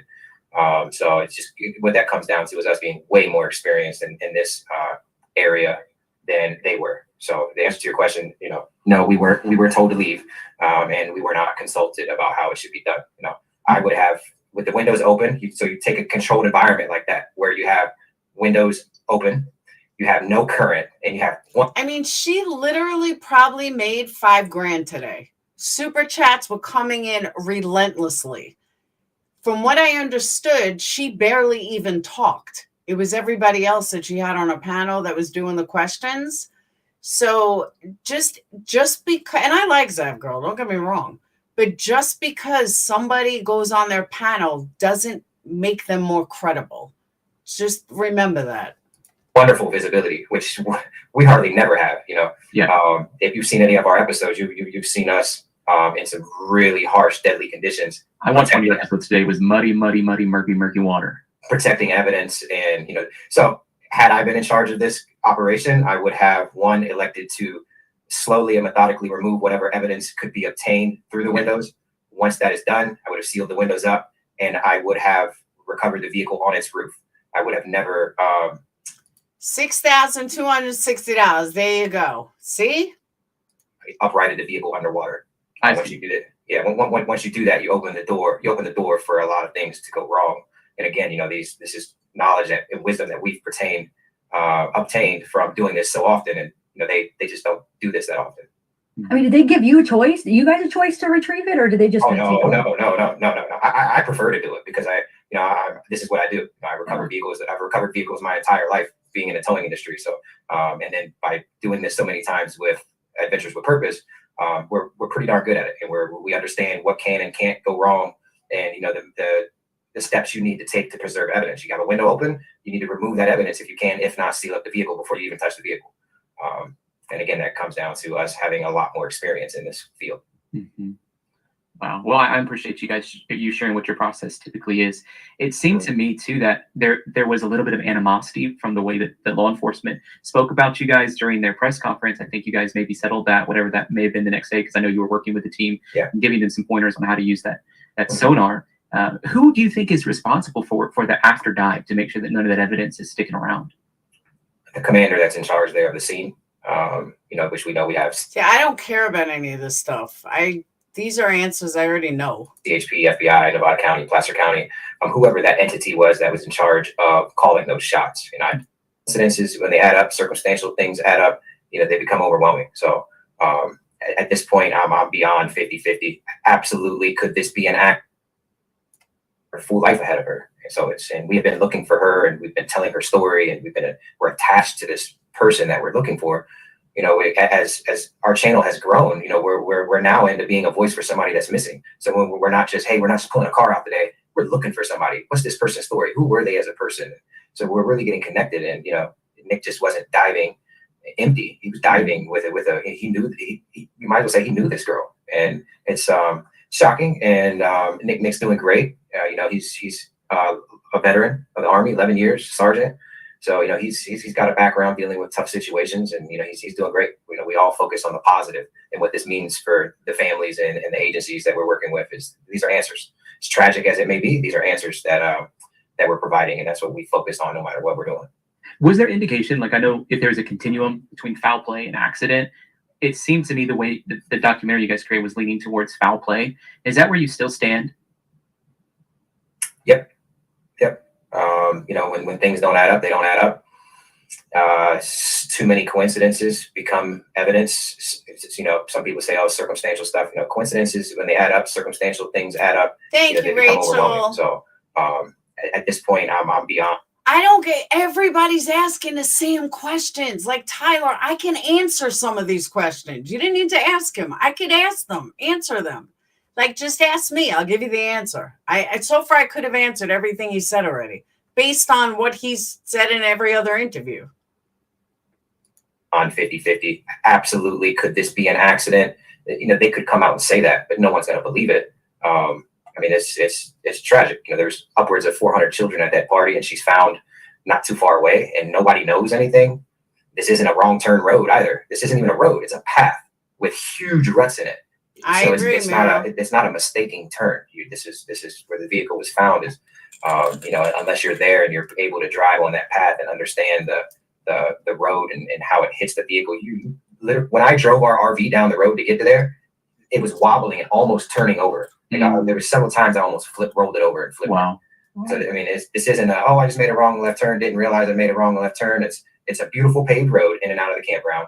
And you're see, that's what I'm saying. He's saying it's a beautiful paved road in and out of the campground, but we did not see that. All these YouTubers that were driving, it was not a paved road. On a dirt road. That's what I was talking about in the beginning. So rough dirt road, it sounds like. Yeah, this is one of the worst accidents ever, or it's definitely foul play. So you're like 90-10. You know, this has just turned into a rabbit hole for everybody. It really has. And I think out of the goodness of everybody's hearts, they just want answers. They're just trying to figure things out. And I'm definitely majority thinking that it's, you know, there's a lot of suspicion in areas there shouldn't be. Did law enforcement seem to think that after you told them, you know, the details of the car and what you were thinking? Did they have any suspicion, or what did they say? They're playing it really tight to the vest. I think their lack of response publicly explains it all. I think their response the other day saying that they're not going to respond again until November says it all. Why wait so long? Obviously, if they come forward and announce they suspect foul play, there comes a whole nother level of pressure publicly on, okay, who is it? Who's your suspect?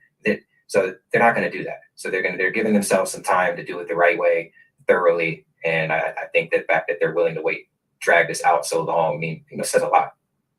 So on the video, I noticed her dad seemed a little suspicious when he told him that she wasn't in the driver's seat, she was in the back. Did you get a chance to talk to him? And did they thank you? Did her parents thank you for you? Yeah. Okay. Dad and Grandpa were so humbly thankful for what we did.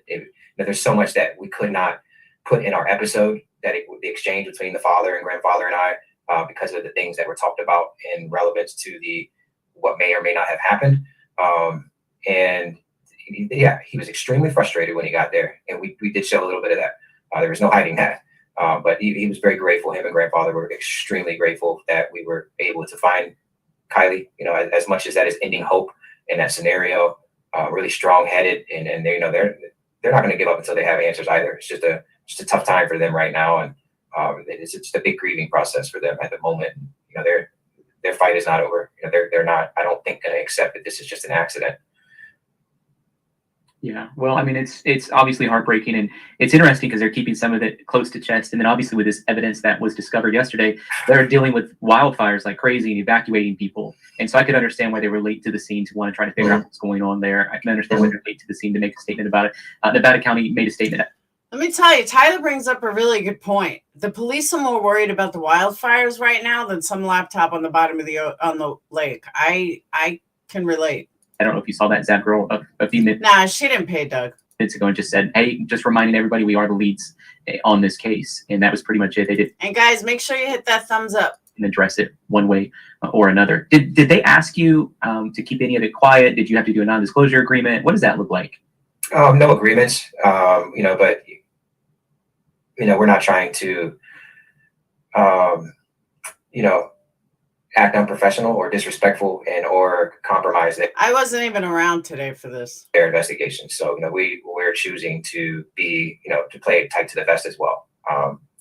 It's not going to benefit us by getting ugly. We don't have to. At the end of the day, what happens in the dark will come out to light. It may take some time, but it's just up because we have to maintain a level of professionalism too. So there were no agreements or anything, just an understanding. Well, that's good. Sam, thank you for letting me on ask a couple questions. I'll be back if you're still doing questions and have a panel in like 20 minutes or so. If that's okay. Cool. Yeah, definitely. It was great to see you. Sorry for likewise, Tyler. See you No, guys. thank you. Thanks, Tyler. Okay, Autumn. So do you still have a couple questions you wanted to ask him? One question I had was, did you have any interaction with her mom? Not directly, and no, we did not. Coming into the case, mom at the time was heavily protected. She didn't have access to social or whatnot. The sheriff's department that we were speaking to assured us that they were in communication with mom and so forth. So my main point of contacts were extended family and friends. Did you notice that strap sticking out of the trunk? I did not until the world showed us. Like I said, we were asked to leave the perimeter, and so we didn't really have an up close view of the car, other than obviously the footage, our underwater footage, which I haven't I've never watched and went over with a fine tooth comb like that, but I see it, and that's really alarming. How is that hanging out? Why is that hanging out? That's not normal. That's far from normal. I know. I'm And see, and I think that's one of the awesome things about, obviously there's been some drama created online because of this case, but that's normal. I think at the end of the day, everybody just wants to try to help. Obviously some are out for themselves rather than others.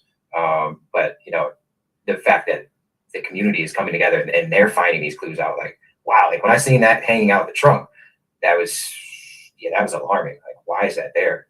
What does that mean? What does that mean? Okay, hold up. I got a question about this though. Did that strap happen after? Was that strap on there when Nick went down there? I don't remember. The reason I say that is it possible that it happened after the fact with the tarp or something? I don't remember. Yes, what? It was on there when it went down there, so how did Nick not notice it? That's something big to notice, wouldn't it be? Yeah. What do you think it is? Do you have it looks like the end of the seatbelt to me. Yeah, and how on earth? I've never seen anything like that. How does that even reach the trunk area? If that is a seatbelt, but I don't know. It's like every day something else is coming out and leading to the question marks that are out there. So somebody says it's a black. I didn't think it looked like a belt, a person's belt. Yeah, she had that black. Yeah, it didn't look like a belt. I mean, it very well could be. I don't know. I'm sure now that we're talking about it. Hold up. I just thought of something. He's saying that he doesn't know what it is, but they have the footage. So this is bullshit. They have the actual footage that's not blurred. He would be able to see exactly what the fuck it is. We're all going by a blurry camera, but they have the unblurred camera. They have everything spot on. So this is total crap. He would be able to see exactly what it is from their own video footage. So this is bullshit. There's probably people out there that are zooming it up and clearing it up. Yeah. Question from Avery. Can you ask him if there was anything about her physical appearance position that looks suspicious? Those particulars I cannot answer. Again, it's an ongoing CHP, FBI, Nevada County investigation. I mean, obviously at this point, everybody knows she was in the back cargo area. I mean, that's out there. So that's suspicious. And as Because nobody asked the right questions. That's why. Because I would have called him out on that. I would have said, wait a second, but you have unblurred footage. Like, if he agrees to come on my show, I'm going to make a whole list of every interview because they would be able to see it clear as day. As far as, okay, so I heard you on another interview saying about the wheels being turned. I think it was you, either you or Jared were saying that's normal, right? Like that it could turn underwater. Yeah, the paying attention to where the wheels were facing doesn't mean anything because they can change when it hits the water, and they could have changed when they pulled it out and rolled it over. Okay. So there's basing anything off of the way the wheels were is inaccurate. And so, from your expert opinion, you No, but Lex, what I'm saying is that even if they didn't notice it right then and there, that's fine. But they're video cameraing it. They're video recording it. So when somebody pointed it out, they would go back to the video and they would look at it from their own footage. That's what I'm saying. They may have not noticed it back then when they were down there, but they have all the footage and they have a lot of it. So something they may not have noticed, they would be able to go back to the footage and be like, oh shit, that's what that was. So he's lying. They know exactly. They saw that on the unreleased footage that they have. Because I can assure you, Nick has more than 30 seconds of video. They have all that video. So that's a lie. you believe that it was a neutral, right? That was my initial opinion. There's some experts that say that as long as the vehicle's not in park, it'll roll freely in any gear, reverse, neutral, drive. And I mean, in my memory, from towing those all-wheel drive CRVs, especially pulling them backwards, they don't necessarily roll freely. It will roll freely moving forward, but I mean, exactly. I'm sure they reviewed it 1,000 times. That's what I'm saying. I can be wrong. According to the experts, they can, I guess, roll freely in reverse, neutral, or drive. Okay, so Avery has another question. Did they roll her vehicle? Nobody is bad. You know what, May? Get the fuck out of here. I'll make it easy for you. Bye-bye. Have a good day. I'll even give you a commercial on the way out. Hold on. Sorry, guys. Bear with me a moment. Okay. Bye-bye, May. Have a good day. Don't let door hit you in the ass on the way out. Bye. Over sideways or front to back? I doubt that that her vehicle wouldn't exactly, have Crystal. And they would have had to roll it over sideways, and it happens very slowly. And that's what happened when you roll the vehicle over underwater. You already have the open windows, so the stuff that was already on the headboard now is slushed out. So that's what took place there. And what about the front passenger window? Is it broken or rolled down? Because we heard him say two different things. It's definitely broken out. Definitely was broken out. Okay. The back window was halfway down. I guess back window, yeah. Okay. So the passenger, the one, because I know when they rolled it back over it, the front driver's side must have broke. But the one that was already broke when it was before they flipped it, he came up and he said that it was down. But when he was under there, he said it was broken. So you're saying the passenger front was broken? I'm pretty sure if you look at at our episode in the video, you can figure that out. Okay. I'm pretty sure. Okay. You just got to slow it down and look at the edges and so forth. See, that's another thing I want to know. When he says broken out, does he mean out like from the inside out, or did he just mean broken? Because I don't know how they speak in Oregon. If anyone here is from Oregon, let me know. But is broken out like from New York? Broken out means it was broken from the inside out. That's what broken out means. Broken in, it was broken from the outside in. Or is it just a term? Angela, is broken out just mean broken? Because again, where I'm from, broken out means broken from the inside out. Broken in means I'm from the inside out. Broken in means from the outside in. And he keeps saying broken out. So I don't know if he just means broken or broken out. Because it is a difference. And nobody asks him about it. Okay, can you give your opinion only if you think her vehicle went in forwards or backwards by the way it was found? Crazy Mama ass. I think it went in forwards. And you think Jared explained how he thinks it just went like this and then kind of rolled over like that, right? Yeah, that could have happened. So there's no exact science behind how a car reacts once it becomes buoyant. There's so many different factors that come into play. It is common though for a car to flip upside down because of the engine weight. What does it matter? It's huge. If it was broken out from the inside out, that means she broke it out. She was trying to get out. If it was broken in, that means that an outside force broke it. It doesn't take rocket science to figure out why it's important. As well as the wheel pressure controlling the buoyancy, especially with a vehicle where the windows are down. There's no trapped air. The air is leaving and water is rushing in an alarming speed. It takes seconds. So you have a typical vehicle, if windows are up, a vehicle can float depending on the conditions. If the windows are sealed, because it's trapping that air, there's a lot of pressure. The water coming in and air coming out is a lot. Good question, Rachel. Slower versus that car had at least the back window down and there's no pressure there. There's nothing the water's just rushing right in. The engine weight and the wheels flipping it like almost instantaneously in a matter of seconds. You're muted, Zach.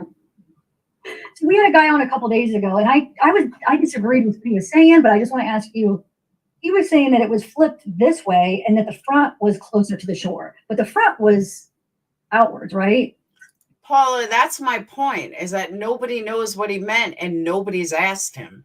Yeah. Am I saying that right? Okay. So it had to have went. It couldn't have flipped like this because Oh yeah. They're not gonna flip it like that. Yeah. That was yeah. He said he was an expert, like a Honda expert or something, and I was like, that doesn't even make sense because that's not even the way the car was found. Okay. Yeah. So it didn't. It got rolled over on its side, which is how the items that were found yesterday came out. And Rachel asked, were the keys in the ignition? I cannot answer that. And could the cops have put it in neutral before they started pushing it back? They could, but it's extremely unlikely that they touched anything inside of that vehicle. They were touching the steering wheel. Yeah, but he didn't say broken. He said broken out. Oh, you saw that, right? Yeah. She was standing there trying to just straighten the wheels out. But the FBI and the CHP being there, I would hope they wouldn't have touched the gear. And if they did, they would have, they log all of that. But I doubt it. There would have been no reason to do that. Autumn or Amanda, do you want to ask a question? I have a question. Okay, go ahead, Amanda. Nice to meet you, Doug. And nice I'd like to thank you for looking for Jalissa. That was big over here. And personally, I'd like to thank you for your work doing that. But my question is what everybody wants to know. Are there any updates on tow truck Thank driver? you, Shelby. Does law enforcement have info from the cloud, or is there any updates? Thank God for Laura, one of the rare with common sense and logic, and don't ask the obvious or state the obvious, only truth and facts, hands down, realist and best created. Thank you so much, Shelby. And broken out and broken is not the same. At least where I'm from, it's not the same. With that, Nick? That's the part I saw, Laura Lee. I agree with that. Tyler, when I saw Tyler go back, he asked some good questions. Oh yeah. They have that all taken care of. And they're on it. They have all the information that they need. This stuff doesn't take long. Everything that they need was obtained within hours. So they're just doing a really thorough investigation. Great. Also, are we going to expect more videos from you guys during this time when there's still active investigation? On this case, no. If there are certain developments in this case, yes, we definitely do have another episode that will come out. But that's we can't do that, or it's going to heavily compromise their investigation. So we're at the end of the day, we work with law enforcement all across the nation, so we're going to help them as much as possible, as well as continue with our purpose. Wow, thank you. And do we expect a Jalissa episode from what you guys did there? Yes. So we are rushing Jalissa's episode because of the circumstances in her case. She's out there, and we were able to come in and rule out some areas that were of concern. And the second we were done, the Selma PD in Fresno County announced that they were starting a criminal investigation. And so we're hoping to get our episode out there for her to be a voice for her, and hopefully somebody will release her and or produce some type of information that will lead to her whereabouts. Thank you so much for answering that. And then I just have one last question. This was for our friend Teresa. She was asking, why do they feel that it was suspicious when they found her? Can you explain on that? Was it something having to do with her? Why you guys found it suspicious more than normal? Are you talking about Kiely? Yes, I'm sorry about Kiely. It's not just one thing, you know, it's everything, every step of the way, everything. I mean, starting with before we even got there. I mean, just everything about it. You know, if it looks like it, talks like it, walks like it, smells like it, tastes like it. I mean, you know, things just eventually overwhelmingly add up. And then when we're in there in that moment, and there's just an energy. Yeah, no glass inside means broken out. Glass goes out of the car. But was there glass outside the car is my question. You know, vibe that just can't be explained. You know, it's like I said, you know, it's just overwhelming to us what we were dealing with. Was Nick the tow truck guy or the roadside assistant guy? Did he verify the vehicle, or was it more Kiely that he recognized? Can you answer that? Everything about his story was verified, and then, you know, as far as with us, it was verified. You know, we didn't. He became a part of his story because of his credibility. You know, anyone who dismisses him as not being credible is wrong, 100%. You got to think that, you know, we wouldn't have went there if it wasn't. And 90% of what we talked about obviously hasn't been shown and won't be shown unless there are certain developments in this case. But he's definitely credible and awesome young man, and he's just, you know, became part of what it is that we do. You know, we don't enhance anything, we don't fake anything, and we're not out to create drama. This is just how it unfolded organically for us. And that's just the way it happens on all our cases. You know, we come into cases a lot of times and they haven't been worked on in 20 years, and we come to town in one day and uncover evidence or clues, X factors that have never been uncovered. And it's really weird how all that unfolds there. But back to how, you know, who he identified and all of that, you know. No, I'm not talking about that window, Barbara. We know about the driver's side. We're talking about passenger side. It's he did. He knew what he was talking about, and those identifications. We were confident in what he was saying. Put it like that. Okay. When you say identifications, and it appeared to be your understanding that it was Kiely. Yes. Oh, now, if there's room for error, there definitely could be, because I mean, she's, you know, I'm not trying to draw any unnecessary heat on anybody else, but I mean, she's not the only blonde girl in California. So I mean, could it very well have been somebody else? Yeah. And then, you know, you have him describing very, very mysterious behavior. That's weird. That's really weird. And, you know, you guys as the public, I'm speaking, have put it out there better than we have. Like, why were they staining? No, the passenger side was broken. The passenger side was broken out. The driver's side broke when they flipped it. The back window was half down. That's on each side of the vehicle. How come they couldn't stand together? And what was there's explaining this weird. Paulie, I totally agree with you. Totally agree with you. Was it her? Could it have been somebody else? And were they trying to stop somebody from going to the back of the vehicle? That's what we're all thinking. A lot of us are thinking. Yeah, and that's a possibility. I mean, I'm not saying this to just take everybody further down the rabbit hole. I myself don't know. Like, what was that? I mean, how else do you explain two people that won't stand on the same side of the car with each other? And if he went to one side, the other would go to the other, and so forth. What are they doing at that point? They're trying to stop somebody from going to the back of the vehicle, right? Yeah, that's what we're thinking. And at least it sounds good. It sounds legitimate. Yeah, and that's why we're wondering if maybe it wasn't Kiely, and maybe he just recognized the car. He saw a blonde, and he just saw it. And you also have to understand that this young man is a week later walking into a store, seeing a flyer, and boom, he understands what he saw and what happened with him out there, and just putting it all together. So I think there might be room for error in the female, per se, and or the male. I mean, you know, everybody wants to talk about one individual, you know, because of that hat. I mean, how many millions of those hats have been sold? This is California. That's a very popular style of hat amongst young people. So I think getting lost in, you know, that just the hat itself, I mean, could be inaccurate. But I mean, he's obviously, well, not obviously, but he's probably seen that interview with the person we're all thinking that it could be. Has he, like, in private, has he said anything on who he thinks the guy is to you guys, or? I can't answer that. Right now. Okay. I can't. Just between friends.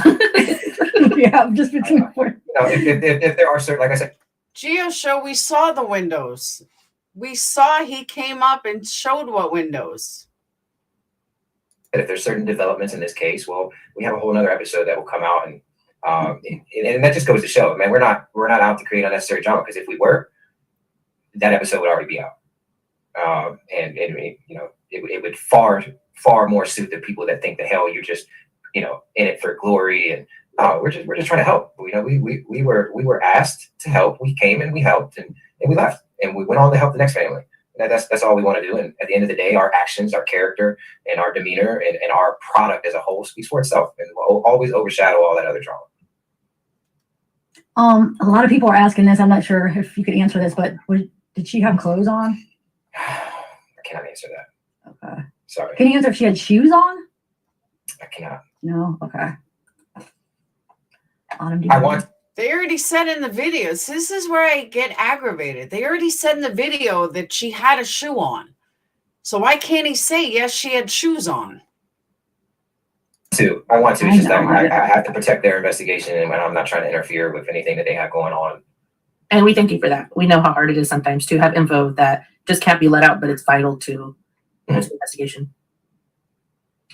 I saw in the Sun that there was a $50,000 reward, but I haven't heard anything else about it. Are you guys entitled to that? Who was offering it, or do you know? We don't know.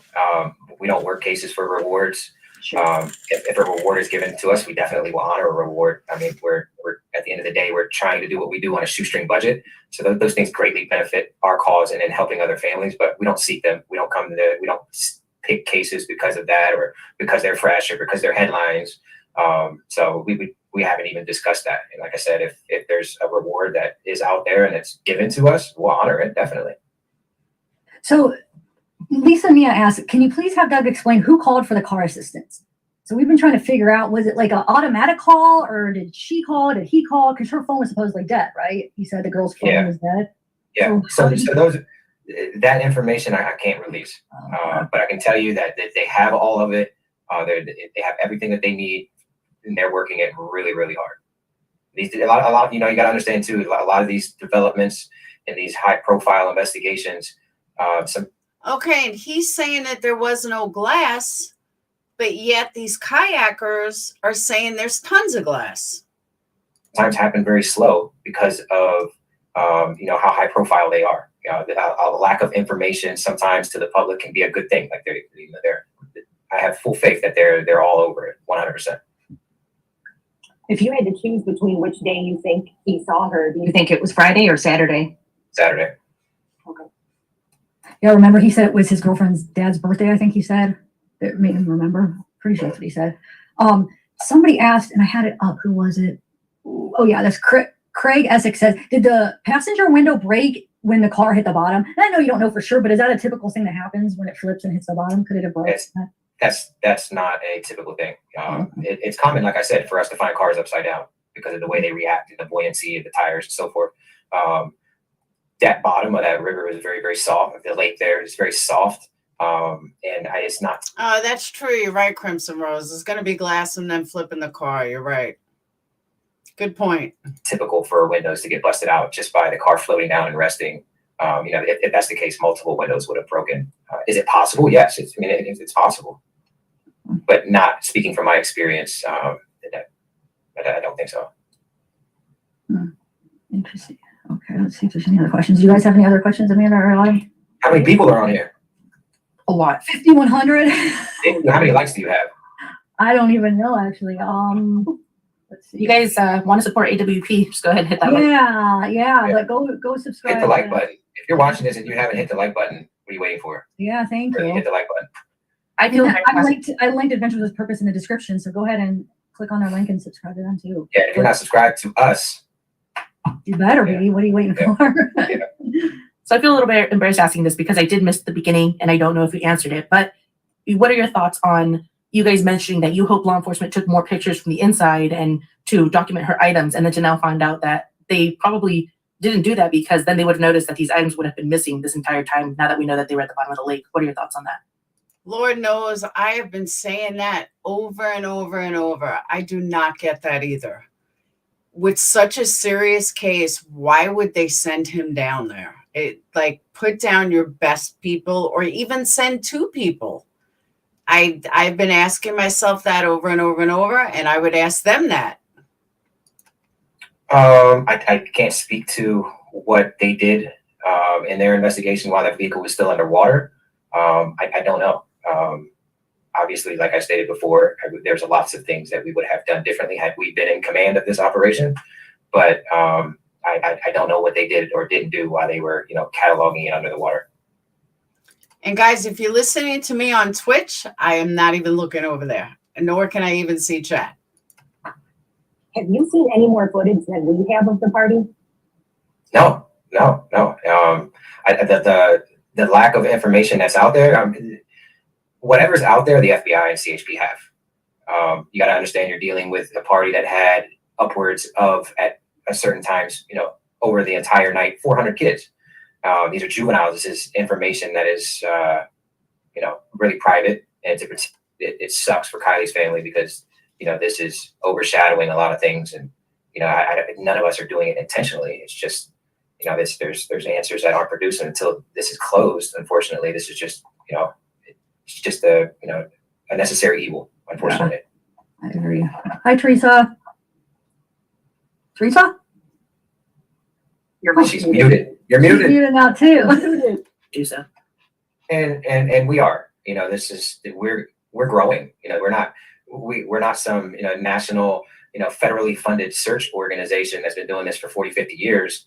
Oh, I can't believe how quick that was.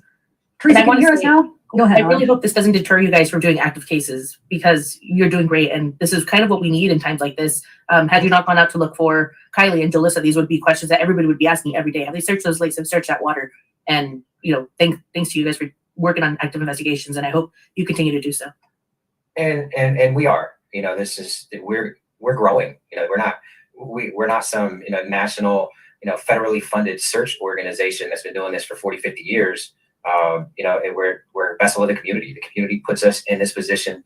The community called us on this case, and we're there. And anytime we can help, we just want to help. And our hearts are in it, and we're pretty good at what it is that we do. So the more good we can do in the world, we're going to make that effort every step of the way. You see, Jared, we have 2 teams. We're trying to form 2 teams now to double our impact. And, that just says a lot about the direction that we're going.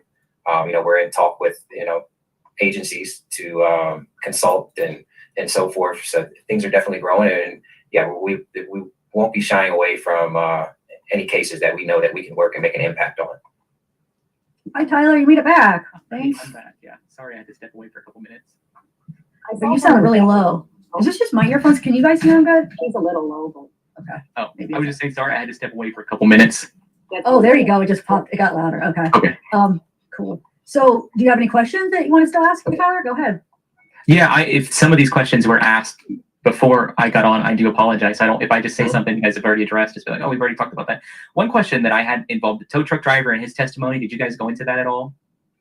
A little, but yeah. I Ask away. Okay, I heard, and it was kind of conflicting between something, Doug, I heard you say, and then something that I had heard Jared say, and it caused confusion for me, and I talked about it on my channel. I got really bad feedback. I took my video down, so I apologize to everybody that was upset about that. I did not understand. It felt like one of you guys was saying you had a positive ID on the person that the tow truck driver was mentioning, the male that was possibly with Kiely, and then it felt like you were saying you weren't sure about that. Do you have a positive ID on that person?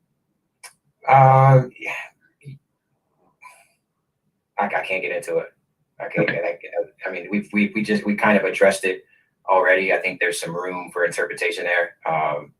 If there's developments that come out on this, we have the complete new episode as far as 90% of the rest of that conversation, how that went, how we broke it down, how we made possible identifications, and so forth.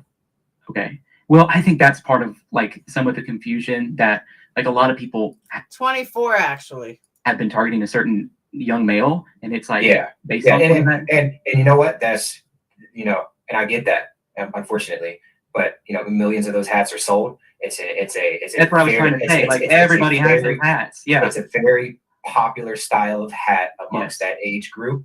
And yeah, I mean, we didn't name names. We went out of our way not to name names and or throw shade unnecessarily, but to also bring our viewers into the integrity of why we did what we did coming into this case. Yeah, but in all fairness, everyone that's interviewing him are all, I don't mean this panel, I'm saying in general, are all asking questions that he can't answer, and they know he can't answer. That's why you got to change the questioning. I don't know why everybody's asking the same questions. You're right, and that's the thing I was saying. Like, I grew up in Missouri. I'm like, everybody had a St. Louis Cardinals hat where I grew up. Like, literally everybody I can think of had a St. Louis Cardinal hat. Same thing there. Everybody has the San Francisco Giant hat that they're wearing. So I definitely understood that. So I was trying to make that point too. But so I appreciate you sharing that. Was that date confirmed that it was on the Saturday morning or Sunday? Yep. And it was confirmed to be her car. As far as I know, yes. The authorities have all of that information, and they're dealing with it. Like I stated earlier, we just have to unfortunately be patient for them to finish their investigation. At the end of the day, they could come out and say that, hey, everything is just an accident and move on. Unfortunately, we are not going to move on as a public. I think that in this case, it's just too much suspicion involved to accept that. But they'll come out with those answers and either corroborate or refute things or announce arrests and suspects and so forth. Oh, it's definitely heartbreaking. Yeah, it is. All right, I'm gonna do a poll right here, and I want to know the answer. Hold on, because I see things differently.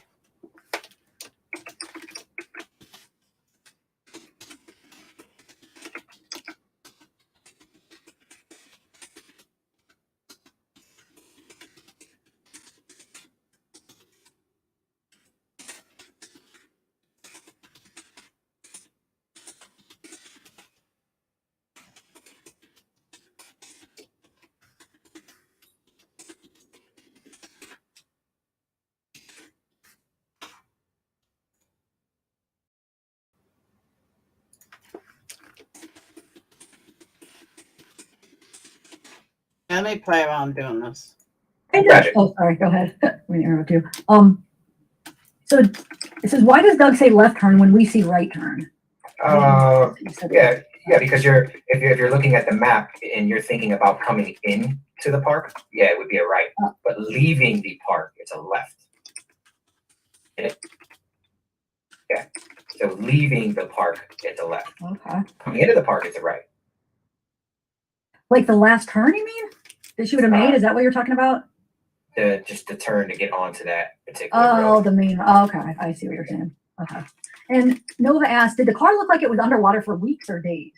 Can you tell? There's no really, I can say we didn't find anything suspicious about, and we didn't think the car was just put there or anything like that. Okay. The rumors that are out there that that are far-fetched, they're absolutely just far-fetched. The car was there. We have no reason to believe that the car wasn't there the entire time. So basically, well, it had to be a day after, though. Yeah, because it would have to be after. Yeah. So another thing, we're also looking at this massive search outside of Gabby Petito. This is the biggest search in years. Yeah. But this didn't start like that. There was a 24-hour, 30-hour time frame before things really got heavy. So there's a lot of window. See, I don't believe that. I don't believe this is the biggest search since Gabby Petito. This is a small corner of YouTube. It really is. For opportunity, especially when the possible sighting the next day happened just, 9 hours later. You know what I mean? Where on Long Island? 10 hours later, whatever it was. So it's that's not suspicious at all. It's possible. What is something that hasn't been asked or a talking point that maybe you guys are having behind the scenes about this, but you wish would be addressed on a YouTube channel like this? Good question. Great question, man. Great question. Where in Ronkonkoma? I'm from there.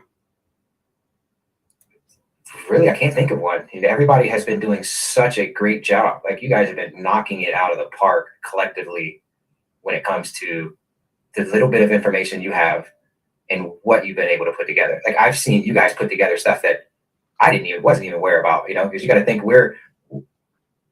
go out of my way not to get involved in anything else extra. We're mainly focused on finding the where. Unfortunately, this case just comes with a lot more extra on the back end, and I try not to get into any of that stuff. So the rabbit holes that are in my mind with this case are kind of confined and in a tunnel with blinders on, and the little bit that I pick up, I'm like, holy moly, like that makes sense. Like that person did some homework, and I wasn't even thinking that, but it's possible. So to answer your question, no, man, I can't think of anything really good that's hasn't been asked or hasn't been put out there. These platforms are amazing for this. The true crime community has really helped, left and right, like huge impactful results. Like that's powerful. I mean, I'm not trying to diminish any other organization you can donate to, but it's really hard to see the results in other places when you see it with your own eyes. And we're sharing it with you. We're sharing the stories, and we try to do our best and telling somebody's story as respectful as possible. And thank you for buying a hat. I really appreciate that. It's, I'm like, I wonder if people will think I'm a part of the search team when I wear it out. So being able to, you get in one little fender bender and your doors are crimped, you can't bust a window. Those few seconds of smoke inhalation, unfortunately, you'll come in to see that. Being able to have that accessible in your car, not in the glove box, not in the center console, but accessible near your steering wheel. We have some awesome little clips that are going to come with these new ones that we have. They clip hard onto your visor. Say our hearts are in the right place, our motives are in the right place, our characters aren't going to be wavered, and our product will. I know a lot of my family and friends are still there. Overshadow all of that other drama, and no matter how hot of a situation it is, we'll come in and we'll function the way we need to function, and we'll combat all of that just by being us. Yeah, that's great. And that's why, all of those investigators and reporters and the agencies that were crawling around out there when we made that discovery. I mean, you'll see in my episode, I really went out of my way to try to keep it quiet and not cause unnecessary alarm and so forth. And in every case we do, we're learning. Every search is different. I have a question, and it's kind of a complicated question, and I'm not sure, Doug, if you're going to be able to answer it. But you did the roadside assistance guy. He talked about how they were the man or the girl and the boy were walking around the car. They'd stay on opposite sides. Did he happen to say who would move first? Like, did the young man walk over to the girl and she would walk away from him, or did she move and he went over to cover where she was standing? I don't think that was conveyed, other than his interpretation of the behavior was she was uncomfortable with him. And now, is that just his young innocence, unable to interpret what was going on? I don't know, but he conveyed that it was more she may have just been uncomfortable with the guy that was there. So she was probably moving first, or he was probably moving first towards her. She was uncomfortable, so she would walk a different direction. I think that's accurate to say, yeah. Okay, well, thank you for answering that. Yeah, then, yeah. My other question is, did you guys consider going back over there and doing another search after the car was recovered? We did. The windows were open and not covered. Yeah, so we did. I can say that we were assured that it was taken care of. That's not true, Thistle. I have a whole list of questions I can ask that have never been asked. And we had no reason at the time to believe it wasn't. As spectators, we were watching multiple divers in the water during the recovery. So being as though we were instructed to leave, and we were instructed that things were being taken care of, and it appeared that way at the time. We didn't question it at the time. You got to think. I watched that helicopter footage, and those divers came out of the water with nothing in their hand, and so I was confused about them. Like, even from the standpoint of knowing the windows were busted in those high quality photos. Were you guys the ones who took those photos, by the way?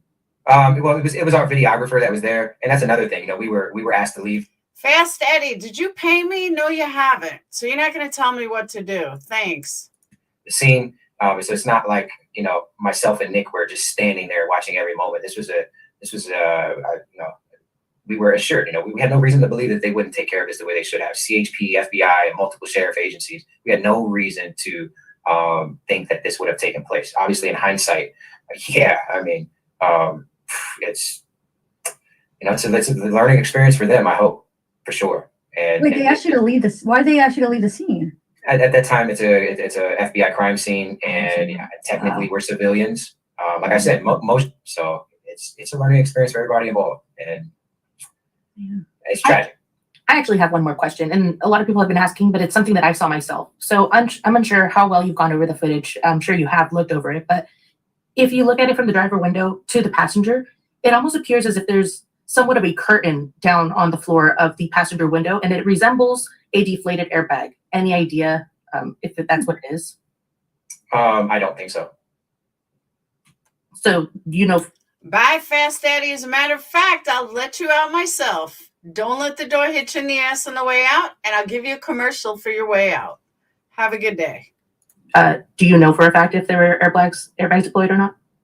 I can't answer that other than I don't think the airbags were deployed. Perfect. Thank you. Yeah. Doug, how long was it from the time that you guys confirmed that Kiely was there to the time that you guys talked to her dad and grandpa on the shore? What was the time span? 90 seconds. Oh, wow. That was quick. Yeah. Quicker than I thought. Okay. Father and grandfather were there way before authorities were. Like instant. You know, my They were like on notification. standby. Yeah. Our notification to. See, here's my question though. How, if the dad and grandfather were there immediately, how'd they get there so fast? Well, he called the aunt like we saw in the video. He had to have called the aunt, which was my whole point. So when people are saying that he didn't call the aunt, that's a lie.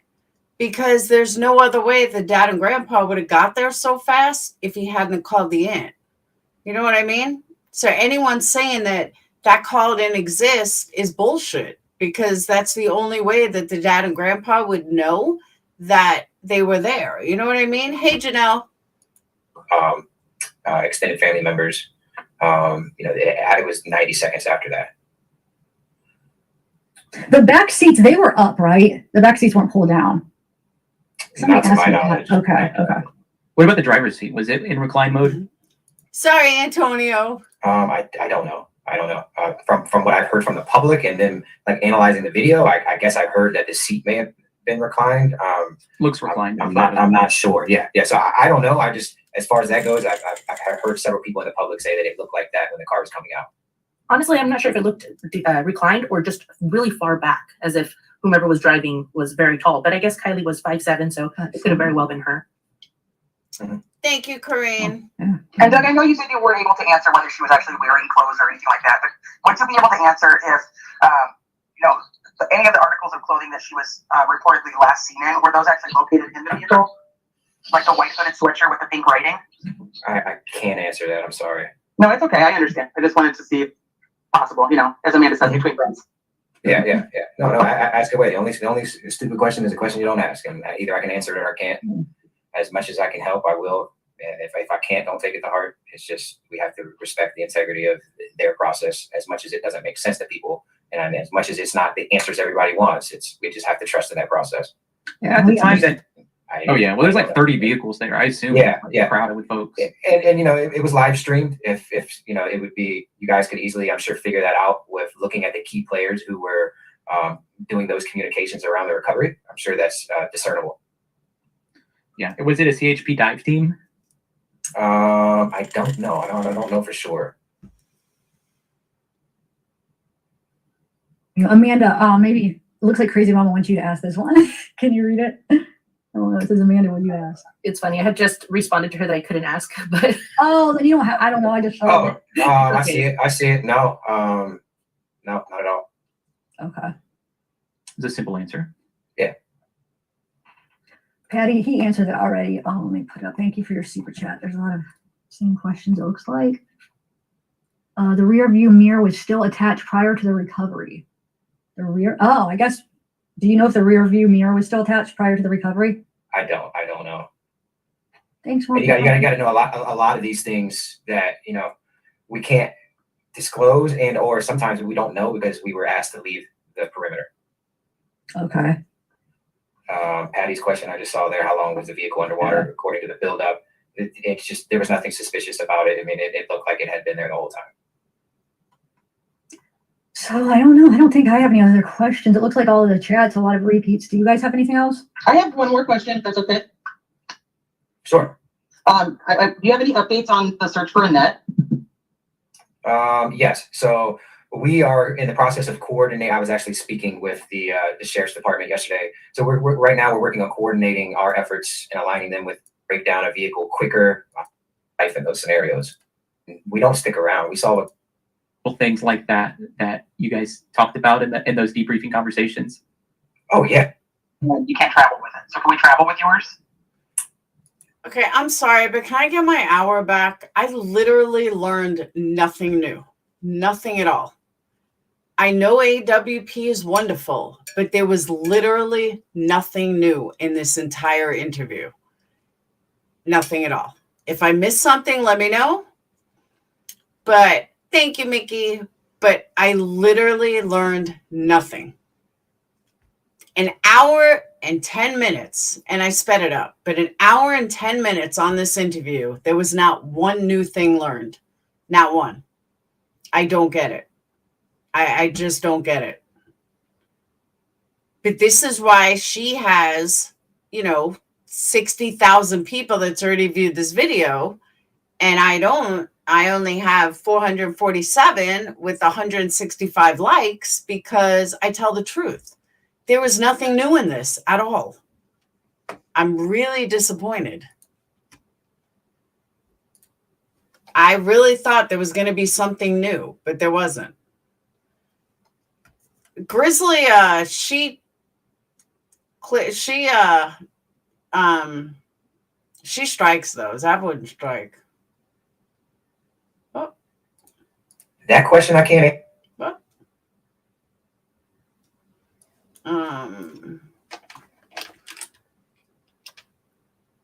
No, I like Zab too. I'm just saying there was nothing to it.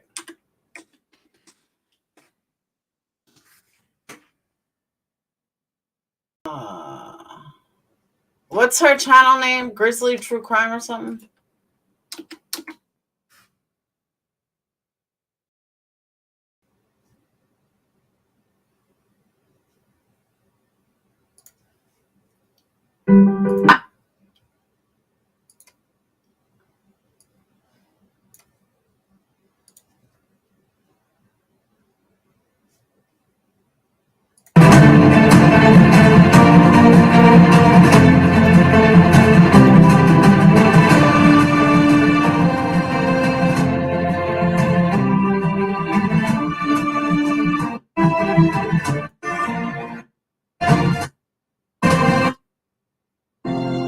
Right, two adventures with purpose.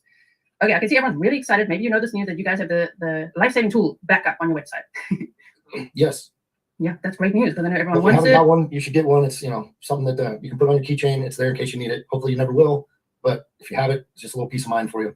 Yeah, that's the thing. Here in the Netherlands, we mostly cycle. I don't know if you've ever been here, but like most people have bicycles. It's very few with cars, even though there are cars here. But even if you don't have a car, I think having one of those tools on your keychain, in case you get like a ride with someone, or, it's also a very watery country. So it's very, very useful, everyone. So it is back in stock. So you can go to adventureswithpurpose.com and get yourself one of those. Welcome, everyone. I will look at your guys' question. Okay, so the question everyone had today when I asked them, what would you like me to ask? Most of them asked, how are you doing? How are you holding up? Because I know that was a very, I would say, traumatic experience and possibly unexpected, right? So how are you doing? I'm doing good. Thank you for asking. Obviously, yes, that's a moment that nobody ever really wants to experience, but obviously somebody has to. So I try to stay focused on the pop. Nobody else has to. So that WP about 4.5 years ago, Jared at a river cleanup project that shoot with him here and there. We had a small group, fortunately, up there, and so we got some lift bags, and we decided to make an effort. Jared started getting a lot of people missing in a vehicle, hoping that somebody will see this and maybe they'll know something. Absolutely, which is so great. That's a really great way to use it. It happened with the Kiely Rodni case.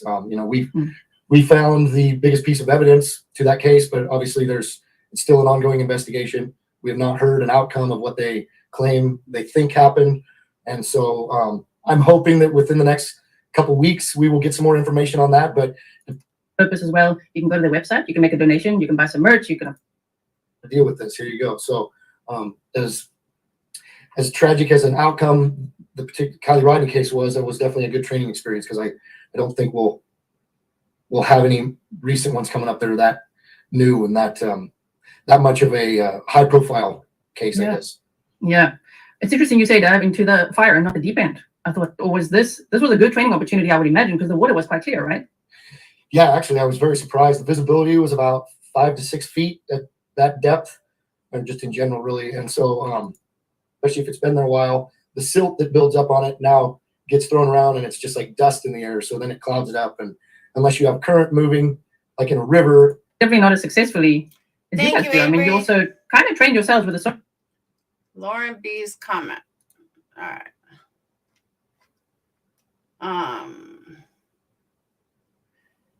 Something new I learned today from Nick's interview with Duty Ron was that he only saw her legs and feet and that her torso was up, almost like she was hunched over trying to get that last air bubble.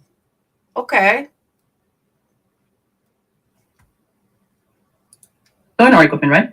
Organically, as Doug says, yeah. Yeah, they Jared got that set up, and he's been slowly acquiring more pieces to that puzzle. But we have been learning as we go, kind of thing. And I've been lucky enough to join the team now, where Doug and Jared have learned so much on it. They can kind of teach me the tricks of the trade, so to speak, that they've learned through trial and error. So that kind of helps. But it's John King, I see it differently. They're promoting their stuff. They only go on channels that are getting thousands of views. They're not going on any small channels. They're not going on any channels that don't have 50,000 plus subscribers. They're not going on small channels. They're only going on big channels. There's a reason. It's definitely fun to learn how to use. It's a really unique piece of equipment, and there's a lot to it. And I can't wait to see what we have some other new equipment that we're going to be using in the not too distant future that is going to help it's going to add to our capabilities somewhat. So I'm excited to see what we can do with that new stuff. Yes, I saw. Sorry, Jared was also trying to hop on. So Jared, if you want to hop on, you are welcome, of course. At first there was I don't have a problem with the Wonder Twin. I'm just saying. No camera, but join us anytime. I wanted to say, I know that the is a Garmin, right? The sonar.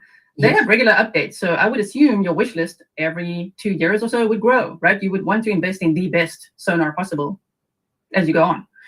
You know? Yes, I would agree with you on that. Now, I wish Jared would jump on because he's kind of the guy that deals with the sponsors and that sort of thing, so he can give you more of a detailed response on that and what's. Okay, Paula, nobody is slagging anybody. It's people like you that cause the problem because nobody is slagging anybody. Learn the difference. There's a difference between bashing and stating a fact. The fact is they're marketing. And if you think anything otherwise, you're dumb. Coming up.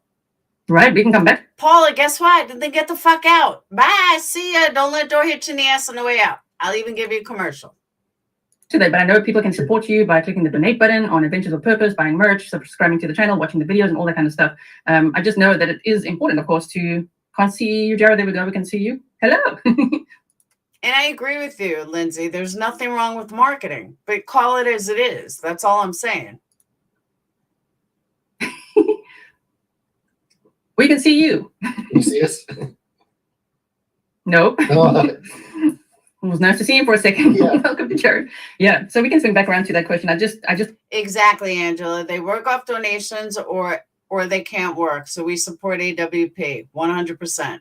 No, people, you appreciate the support because you can definitely use the support. And as you guys say, you don't go out there to do this for the reward, but the reward, if it is available, is definitely helpful because you reinvested right back into that equipment. Absolutely. As you can see, the amount of equipment we have is not small now, and a lot of that's not cheap equipment. So any donation helps. All of it. I mean, as we know, even just traveling around the country with fuel prices and that sort of thing. So anything does help. Yes, absolutely. Okay, sorry guys if I'm missing some of your chat there. I'm glad you got the AWP merch and car safety device. Very nice. I'm sure you guys have a huge stock of that because everybody's going to be ordering that. Oh my word. Okay, so let's see what else I got for you. Okay, so what do you think of the diver who will be joining us in? But yes, we were. Yeah, I think you guys would have that in common is the shock of finding, like for you guys so quickly as well, finding Kiely's vehicle. And now for the paddleboarder as well, it's like, I'm going to go out there and look and finding all that stuff. I mean, laptop, hairbrush, cards, duffel bag. It's so shocking. Right. Oh my gosh. Yeah, and it looked like. I made it in. I'm not going to give it a much better service right now. I want to say thank you for Oh yeah. Correct. 2.5, 3 weeks. So it's just like they could have dragged it out like that, but flipping it without sealing the windows, you'd normally seal the windows, right? Yes, and yeah, keeping it in the position that we found it would be another crucial way of keeping the evidence. And I don't know if you noticed, but when they recovered the vehicle, I noticed when they finally got it, when their tow truck was pulling it above the water, one of the windows was broken out that wasn't broken out when I dove on it the first time. So yeah, like I said, I'm not trying to knock on anybody. I'm just saying I would have, and I know our team would have done it slightly different to try to maintain as much integrity of that vehicle and the belongings as possible. Yes, I mean that's. Oh man, I mean I know. Did you also go with Doug when? See, that's the one question I do have though. Whoever flipped over the car, you had to know stuff was gonna fall out of it. Why didn't they go back for it? Or even ask AWP, hey, you guys are the dive team. Can you go recover whatever we left on the floor? I mean, natural reaction, you're going to flip a car, stuff is going to fall out of it with broken windows. I don't understand. Like, you have a dive team there. Just ask them to go back in and dive in and get the stuff that you missed. I don't get it. And they asked, what can we learn from this? And they made up, I know with Doug, but were you also there to like teach them some of your skills, as they say? Yeah. Yeah. So I don't know if you know this, but like I said, Doug was a tow truck driver that ran that company, and he was always our go-to guy that would meet us at the boat ramps when we pulled vehicles up. And then he started helping Jared out a lot more. And finally, one day he reached out to me because about a year and a half ago, I became a scuba instructor. So I, put a post out on Facebook that I made it through that particular. I've been taking scuba classes for years, but I finally made it to that level. And so Doug reached out to me and he goes, "Hey man, I'd really like to get certified." No, that was on for literally 7 hours today. Like, she was on a long time. To dive so I can help do the underwater rigging and help. Yeah. Honestly, this is not worth a strike. For real. Again, there's nothing new. Amazing. And when you guys first joined the team, obviously at different times, how good were you with the sonar in the beginning? I heard Jared once say, well, everything looked like a car, like a tree stump or something. And it's like, this is a car and that's a car. But, like how long did it take you to get the hang of it? I was just like anybody. And I would say I'm not, I would say that Doug and Jared probably don't trust me to go out alone yet and start doing it yourself. You don't want to be the guy that misses something. So anything that looks puzzle that really helps identify what you're seeing on the sonars when you finally see that.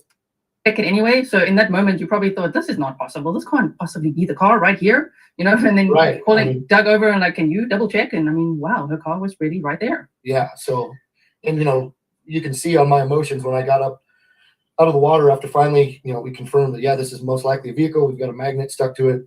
Now somebody's got to go down and do the visual assessment. And of course, you saw what I saw there. And so when I come up, the emotions are not just from what I saw, but just the whole thing of in shock. Once I saw it, I went over it for about another 10 minutes, and then we called me and Devin, the cameraman that was with me. We called Doug. You see it? Okay, so what I want to ask is like this. Sorry for if this. I hope this makes sense. But people have asked me this a lot, so I thought I'd ask you because you would know. Was the car basically like bearing of it? This is exactly the orientation, but the the investigators, I'm assuming would have taken the notes on that after they came in after we were done, but. Well, we hope so, because they seem to have flipped the car and left all the stuff on the floor. So yeah, they took notes. Yeah, I really hope so. I wasn't there. I was cut out of the picture. And again, our job is to find the where. How is somebody else's job? Right. So this I'm going to ask when the diver arrives. I wanted to know if you noticed the seatbelt that everybody's going on about here at the back of the vehicle, because that is suspicious. What is that? I didn't notice that. It's a seatbelt, apparently, from what everyone has seen. Yeah, out of the. It's coming out of the back, yeah. So this is the back, so upside down on the back left-hand side, so it would be on the right side of the vehicle. And it's coming out of the back there. And if you zoom in, people are saying it looks like the seatbelt strap, which of course would be very, very suspicious if it is so. Yeah, that is. There's definitely something there. It's for like a second in your video. Yeah, purpose, of course. I didn't actually notice that particular thing, but again, these are all good notes for me to have a list of things to check. But I mean, now that you see it, does it add to your suspicion? It's pretty suspicious to have a seatbelt hanging out the back if it is a seatbelt.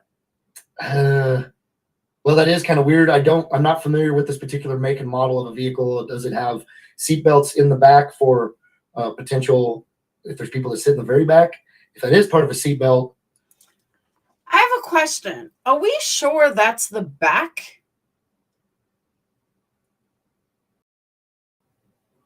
Like, are we positive that's the back of the car? And that's the question. I'm literally just asking. Because that doesn't look like the back.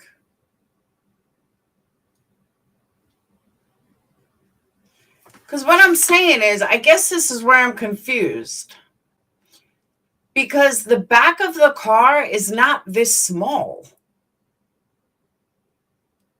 There's, oh yeah, because I guess there's the muffler. I don't know, maybe I'm having a hard time because it's upside down. But if here's the muffler, I don't understand it. Like, this is such a small amount of room.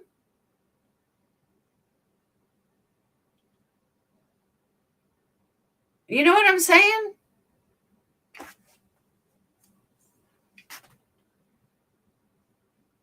Maybe that's it. Yeah, that's the muffler. That definitely looks like a muffler.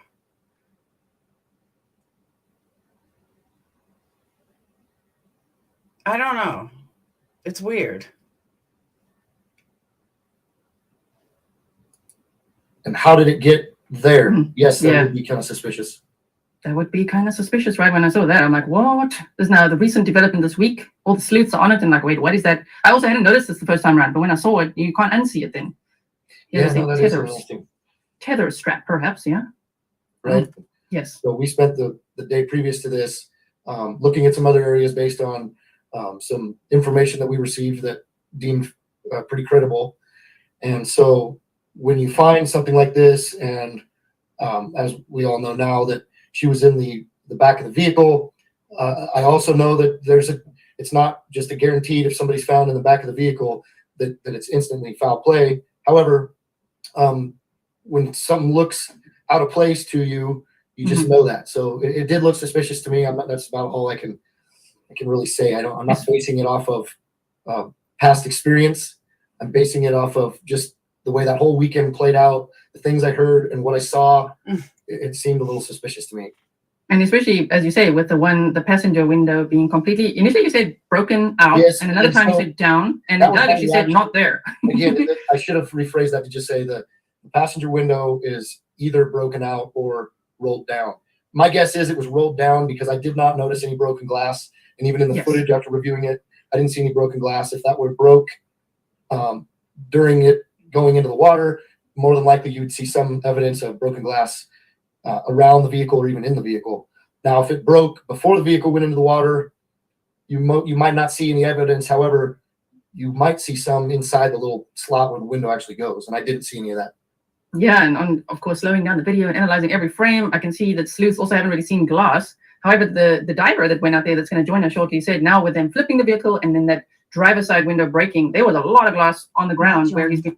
All right. So what she's saying is that there was no broken glass, that there was no broken out window? Did I hear that right? There was no broken out window. It may have been down.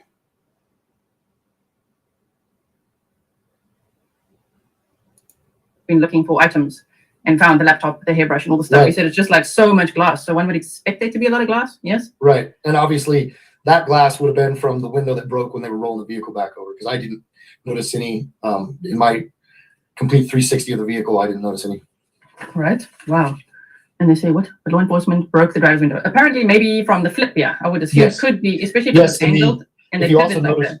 Yeah, if you also notice the driver's window was broken when they pulled it out, and at least one of the. He just said the driver's window. Now I'm confused again.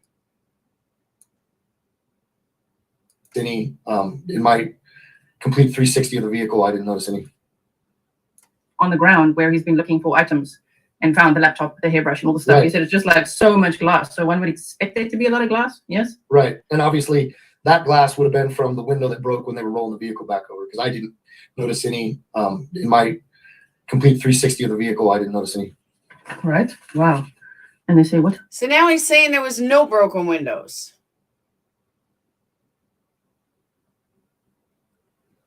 But law enforcement broke the driver's window. Apparently, maybe from the flip. Yeah, I would assume it could be, especially if it's angled and they if you pivoted also like notice, that.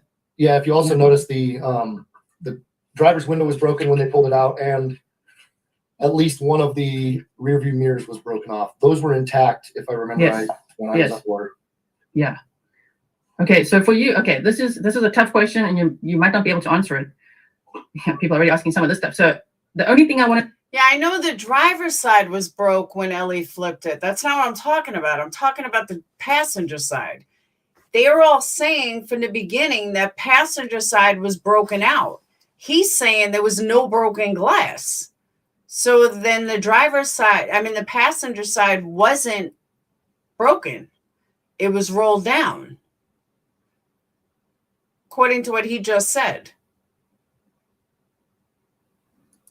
know, because there's a lot of speculation that perhaps the car was placed there later. But of course, that would mean that the human remains you found inside would be in a different state compared to if it was someone that was in the water for 2 weeks. You know what I mean? If they were out the water for 2 weeks and then put in the water, that's a different state. So do you have any comments on that? Yeah, so obviously I've thought of this too because of the information that we received prior to our start of this investigation, and then where we found her, knowing that the police and the authorities had already searched this lake, and I believe they searched it on the Matt, no, only because I'll never get done, and it's already 3:30 in the morning. Sunday after she went missing. So that would have only been, a day and a half after she was last seen. Mm-hmm. And so is there a possibility that they didn't miss the vehicle? The vehicle wasn't in the lake at that point. Absolutely a possibility. Am I familiar enough with what? Conflicting stories again. It's conflicting again because Nick just said on the other show that Nick just said on Zav Girl's show that that it totally went in line with the car being down there for 2 weeks. Now he's saying something totally different. A person looks like in 2 weeks versus 12 days? Not at all. Is it going to look any different? Maybe not. So near as I can tell, the vehicle looked like it had been there at least a week with the amount of just the way it looked to me. Mm-hmm. But I can't speculate any further than that. And sure, my mind's asking these same questions. Yeah. And very well could be that the vehicle wasn't in there when they first searched the lake. I mean, that. No, Barbie, you're wrong. He's saying that the vehicle could have been in there a week. Nick said it definitely went in line with being down there for, the whole time. No, Doug said the whole time. Go listen again. Doug said the whole time. It is a possibility, and when we are yet to find out, because that would be quite a shock, and it would be even more sinister. Because if they were to then store the vehicle and the possible person inside somewhere, it would have to be a very cold room, very cold room if it's going to be that you find a person in a state that's not completely highly decomposed. Because Jared was talking about waterlogged. Someone in the water for 2 weeks may be waterlogged versus decomposed. So sorry to be graphic, guys. I don't like being graphic on the channel. I'm just asking the question of, is it possible the car was placed there after? And it is possible. Yes. Wow. Okay, we've got Checker TV, the diver, joining us. Welcome. Hi, guys. Hey, welcome. Hey. How do I say this? I'm out here. I'm out at the site where I found the items, and I'm here with Kiely's dad. He asked me. Oh, wow. He asked me if I could take another dive, and I did. We did recover some stuff, but yeah, we'll be posting it. There's other things, nothing crazy. But there's like a beanie that we just grabbed. I scanned the whole area. There must be a perimeter of maybe like 6 feet down there. But we're here, and yeah, I've been here. Thank you, Erie. Yes, he did. He said nothing seemed off, that the claim the car was down there the whole time. He said everything sounded right. Thank you. For at least 3 hours. 3 hours or so. Wow. Okay. We're just done. So excuse the wind and all that. Oh no, it's really an honor to have you here. Thank you so much for being here. Everyone check out Check It TV, okay, on YouTube. He found Kiely's laptop, hairbrush, Cards Against Humanity trivia cards, a Bob Ross box of Bregmans or something like that, a duffel bag, all sorts of things. And did you perhaps find any diving lights? You know, I was looking for any diving lights. I could not find any diving lights. Hey, Grizzly, don't strike me. But you know, I think we're gonna do even a more thorough search, a little bit lighter search. So yeah, stay tuned for that. So if we find them, we'll let you know. Grizzly, you want a link? Take the link since you spoke to him. Cool, Yes. thank you. Did you find the cell phone at all? It would be the question on everybody's lips right now. No cell phone, unfortunately. No cell phone. I did send a message to the detectives, or not the detective. I take that back. I sent a message to the officer who came in. Grizzly, I would love for you to take a link and speak to you about this. To look for somebody who took the call yesterday, I think it was. I asked him if they were sending a dive team out, and I got no response. So that's why I'm out here. The link is Well, pinned. thank you for being out there and The link is pinned. It's right on top.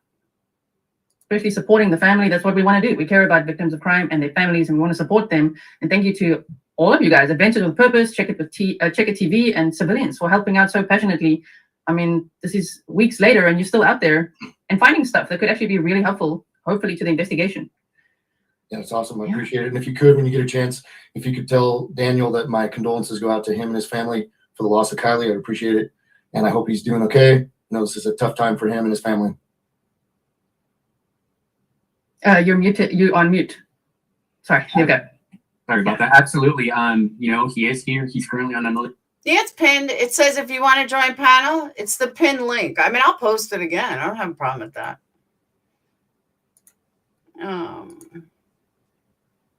Because, yeah, since she's the one that actually interviewed Nick, and I haven't seen Nick anywhere. On a phone call. I will pass on. I'm sure he's so grateful to Adventures with Purpose. He's actually told me that. So thank you guys so much for everything you did. If you're one of my subscribers, please subscribe to AWP, that's Adventures with Purpose. The only reason that I'm here at this location and know where to come and dive, the only reason why I was able to find this laptop was because they found the vehicle. So they were here to do a job, and they did the job. So thank you, Adventures with Purpose. Thank you. Yeah, I mean, you're both doing such great things. Even they came in, did a wonderful job, and then now you're out there. You know, you've been out there since Monday, August 15th, right? You're already helping out, trying to help search for Kiely. And then Adventures of Purpose located Kiely's vehicle, and Kiely sadly inside the vehicle, and yet you're still out there diving and still helping out to this day. So thank you so much for what you do as well. Let me show your channel in case someone doesn't know about it quickly. Here we go. Check It TV. Check it out, you guys. I'll put it like this. Check It TV had 400 subs yesterday. Now they have 10,000. So, mods, if you could, thank you, Stefan. If you could share Check It TV, congrats on 10.5K subscribers. Grizzlies, if you could go over there and subscribe, watch all the videos that Check It TV has put out in the search, as well as now finding, wow, I've got some pictures to show Kiely's laptop. Sorry about this. There we go. So this is what you found yesterday, right? Yes, and this was, I can't remember if it was yesterday or the day before. Sorry, all these days are kind of overlapping, but when I posted the live video and all of, like, why would he open this laptop? Why touch it like this? This is what I don't understand. Like, why would you open it? Why would you clean it off? Why would you touch it? I don't know. It just seems weird. the viewers ended up calling the authorities to come out here and pick this stuff up. I think you guys seen how frustrated I was in the debriefing that I had. I kind of lost it. But you know, there's more video. I have a lot of video I want to show you guys of me actually pulling that laptop out, the duffel bag. There's some pretty harsh language there of how upset I was. You kind of have to come and do it your effing self, you know. I was mad. Yeah. So I got to ask real quick. It looks like I was looking at some of your footage yesterday, and how much do you think the water level has dropped since we found Kiely's vehicle? A foot, 2 feet? You know, that's an awesome question, and that's one thing that we were just talking with Kiely. Oh, that's the brush that was inside the car. Right there. Yeah, that's the brush. That about. And, people were asking me, I don't understand how you were able to find it. Well, let me just tell you this. I have a friend who is a hydrologist who manages the actual reservoirs and manages a lot of, just manages a bunch of different areas.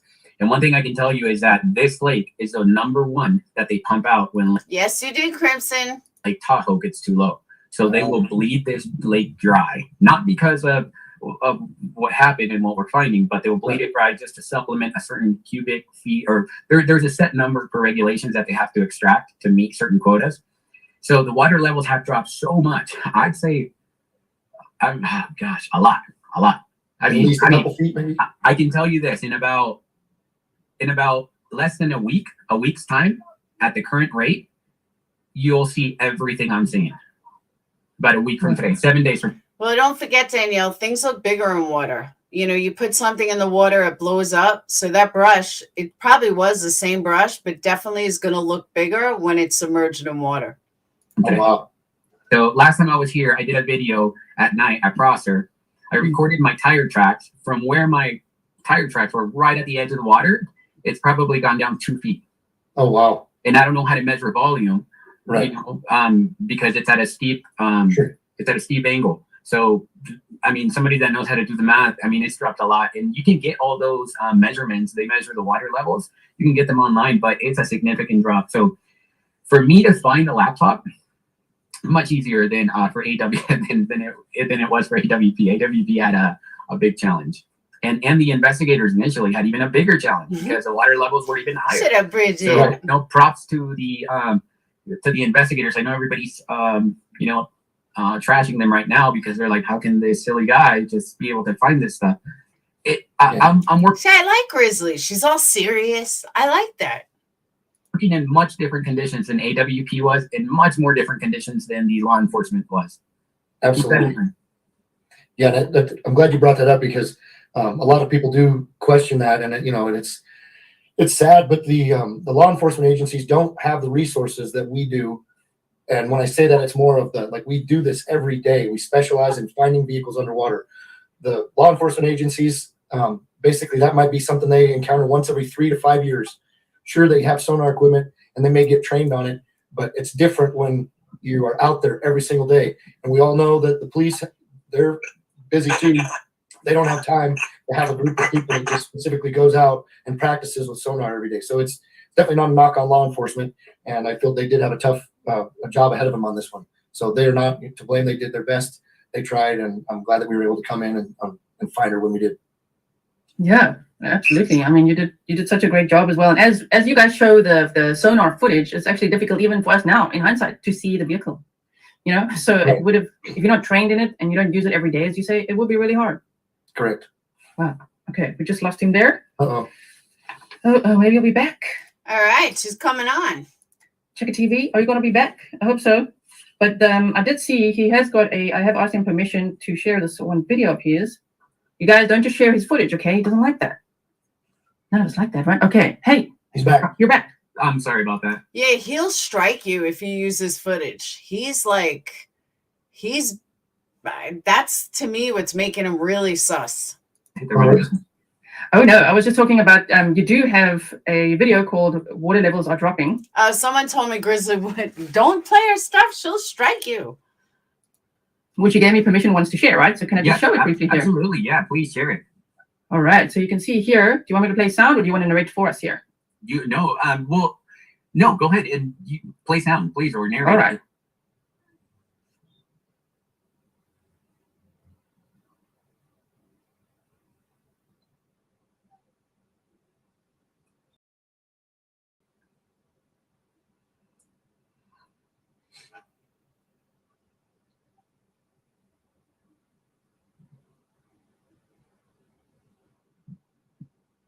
Okay.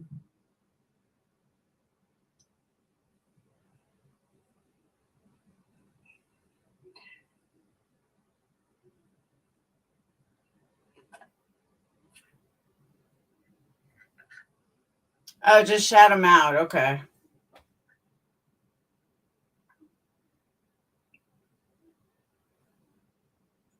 Sorry, you guys. You're saying no audio. Oh no, come on. We're trying to show you. No, I didn't hear it. Does it look different to you, Nick? The water level from what you can see. Oh, it's hard to say from that angle, but yes, a little bit. It would probably Okay. stand out like a sore thumb if I was standing there. I'm gonna try it again. Sorry, you guys. I didn't know what to hear it. It's funny. You know what? One thing I can do something even better for you. I'm gonna put my mic on mute, but I'm gonna go ahead and I can walk you over there. Oh, okay. I'm right here. Wow. Cool. Okay. And so I can show you what the water levels look like at this time. Yeah. All right. So here we go. Now look at this. I don't know if you can see it. Wow. Shine it toward that little inlet there. Shine it back there to the left a little more. Try to make. Yeah, it's gone down quite a bit because I was able to get my boat almost clear back in there. Wow. It's almost dried up. And you're on mute, Checker TV. You're on mute. I am just Yeah, because of yeah. the wind. Oh, okay. Sorry, just showing. Yeah. Okay. Awesome. Wow. Yeah. So as you can see, you know, and I'm here walking to where the vehicle was extracted, right here, and what I believe the water levels were, like all this is dried up. See that? Yeah. I mean, they Yeah, it's gone really. down significantly. So when people say I don't understand how authorities couldn't find it, look at this. The water level should have been right here. Yeah. Not even higher. So the vehicle's down there, maybe like 10 feet in the water. So it's a good 60 feet, 50 feet plus. Wow.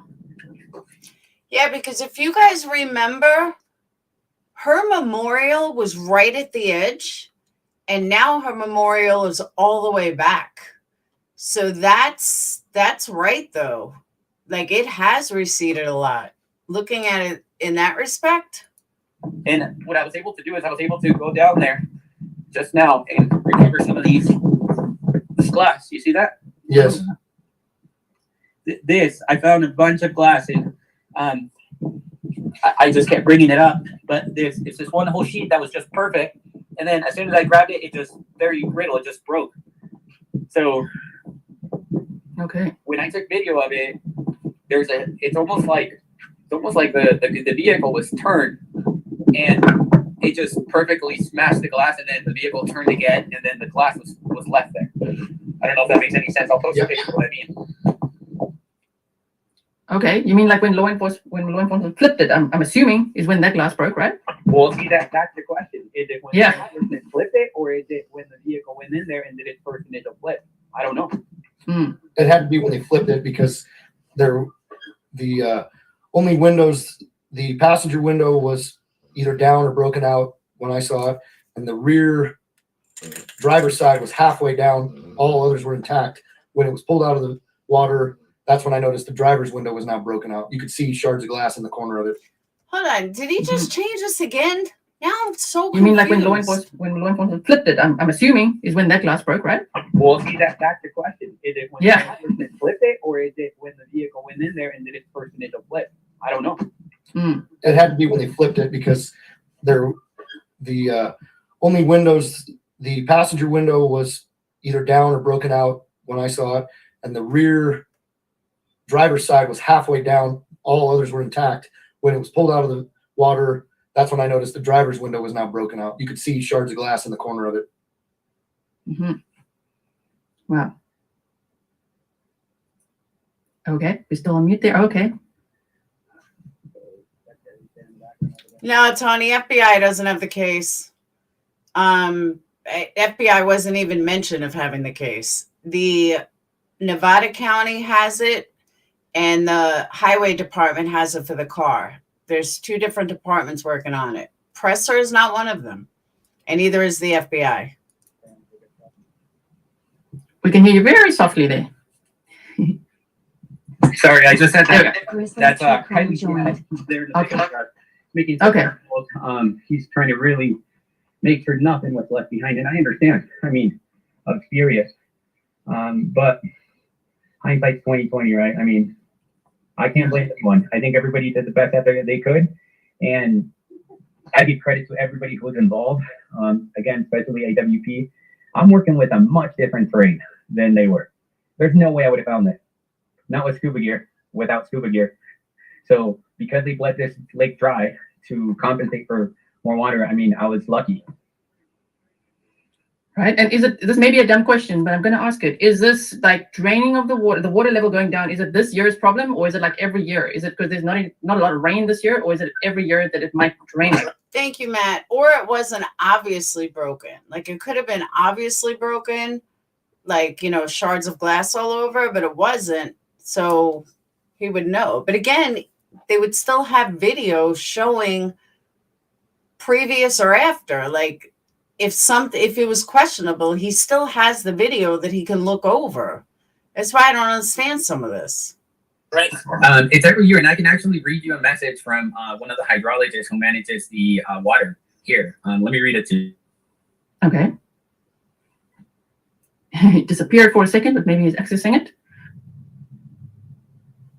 We can hear your car in the background slightly. Also, whenever you got it. This is a question for AWP. Will you work with other agencies in the future, as in actual cooperation with law enforcement in an active case? Absolutely. If there's no reason not to, if they reach out to us, there's no reason not to.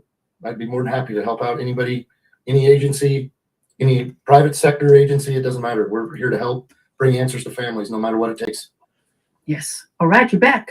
I'm back. Hey, Grizzly, welcome. Hello, thank you so much. This is the first time I'm on any show without coffee. All right, where are you from?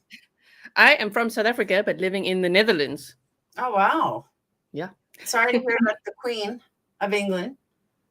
Yeah, that's a hop across the pond, yeah. All right, is he almost done, or is there a lot more? Because I got questions.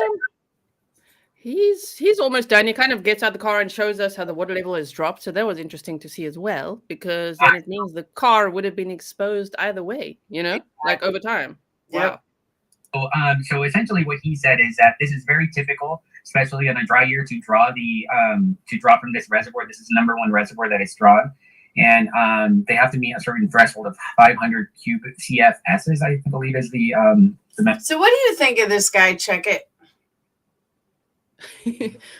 Well, I've also just recently discovered him because, you know, I think he just launched his channel. Yeah. I don't know, in the last week, I'm not sure.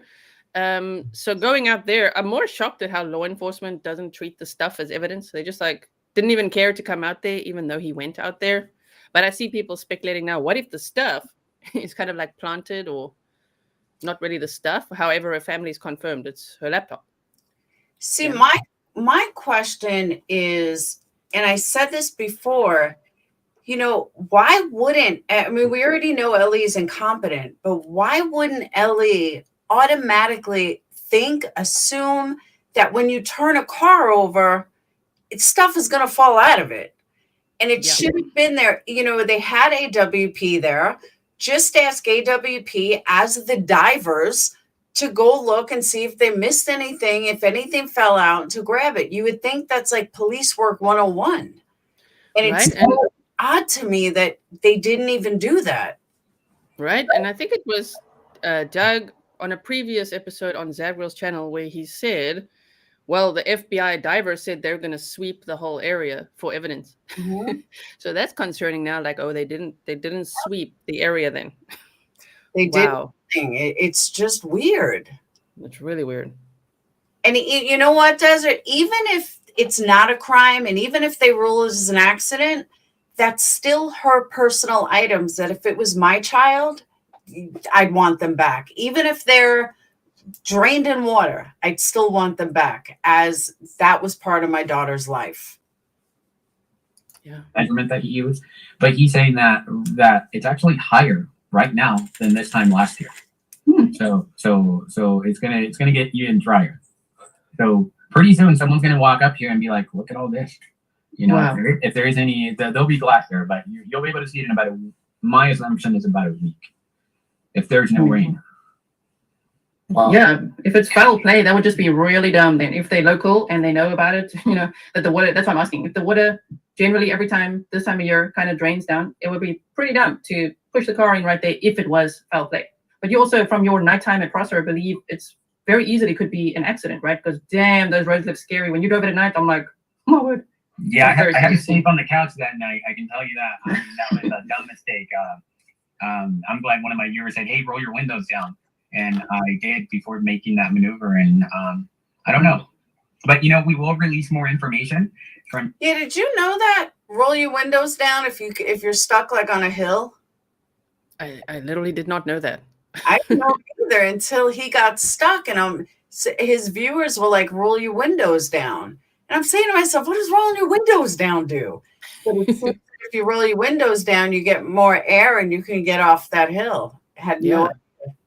Check It TV as law enforcement releases more information. We have additional stuff that we are withholding, but we will release it. The authorities do have everything that we found. We're just not showing additional stuff that we found for very particular reasons, and we're waiting to see what they do. Wow, that sounds very interesting. Oh, it's very interesting, and when you guys see it, I mean, like I don't even know what you're implying. I don't even know what to ask, guys. It's just like wow, I can't imagine it. But I can just tell you, I cannot release that information until the authorities release more information. But we will. Oh, as soon as they release more, we will release. Now he ours. sounds like Nick. Wow. And I think it's a windshield. He showed it now. What? It's like I think he showed it now on his channel. There's a picture that he put on his community tab that looks like a piece of glass from the windshield or the full front windshield. I'm like, what?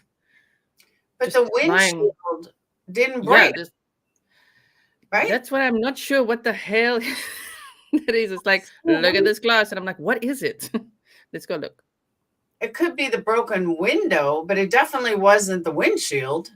No, it wasn't the windshield. I don't know. I'm gonna go look now. Also, did you have questions about the window being broken out or down or all of that? No, the one question that I have, that Nick says one thing and Doug says another. Doug's on Zav Girl's panel saying it was broken out. He's saying he doesn't know. Doug is saying that he can tell that the car was in the water for 2 weeks. Nick said, the whole time. Nick says, well, it's possible it was a week.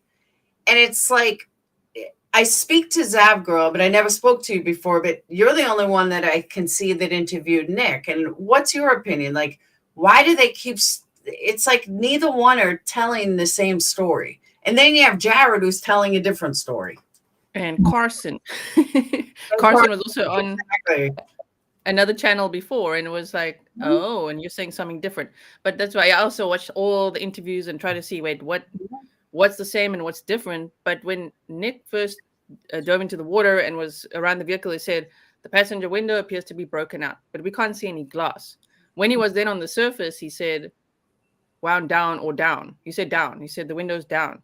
And then Doug, on a previous episode, not yesterday's one, a previous one, was April, said it appeared that the window wasn't even there, not there at all. And I'm like, what? Like not there at all? What does that mean? Right? Which maybe we should look into this Check It TV glass he found.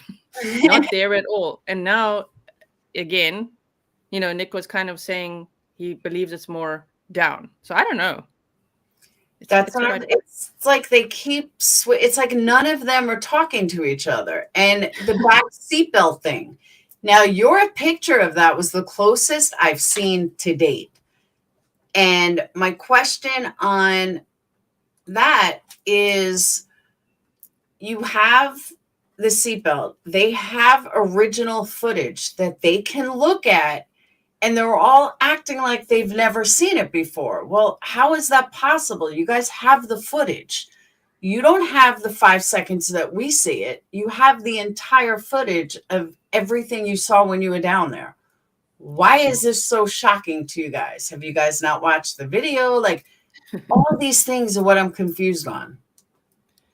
Yeah, I mean, it is only there for like a second. So really good. I'm just impressed with sleuths. I mean, really good catch. I saw it on a few other channels and I'm like, what? And once you see it, can't unsee it. Yeah, exactly. Also frame by frame. And I'm like, there it is. So I don't know though. I feel like, once I think the cameramen and the editors see all the footage. So maybe they didn't spot it. I don't know if AWP's watching the video as closely as all of us, right? You don't think they're watching it? I don't know. Well, they missed that one. Or I can't say they. Nick didn't know about that one. The strap in the back.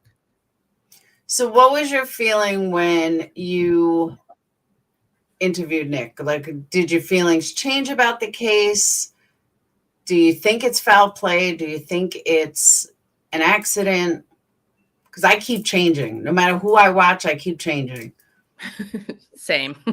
But I keep leaning towards foul play, which to me doesn't, I've said it on my channel, doesn't equal like sinister, like murder. It could be a cover-up, like an OD situation or something like that. I'm not too sure what the details of that would look like, especially if the tow truck driver or whatever, if there's any validity in his story. Wow, the timeline just changes. But just too many strange coincidences, like the strap now poking out the back. True. You know, it's just, that's weird. Like, to slam it, like, I don't know. It's just, it could happen. There's a lot of could happens, but it's unlikely. I agree. Now, the tow truck driver, what do you think of him? My gut feel just doesn't believe the story, but I don't know. I mean, AWP is like, he's credible if you hear the whole thing, because we've only seen 10%. Okay. But man, the timeline makes no sense. I don't think the guy's credible. And I could be wrong. And I'm not saying that, you know, I know more than AWP. They spoke to the guy. But I just feel like his story is so outlandish and just doesn't add up. It's especially the way that he's like, I was in a coffee shop and I saw a flyer. Like, whoa, but you're kind of in the area, even if it's Reno or whatever, just outside. It's everywhere. It's in the Netherlands. I agree. The news is here in Europe. I'm just like, you only saw it on a flyer there. I don't know. I'm just going on gut feel. I'm like, I don't know if I trust that story, but we'll have to see, because they've got 90% more video.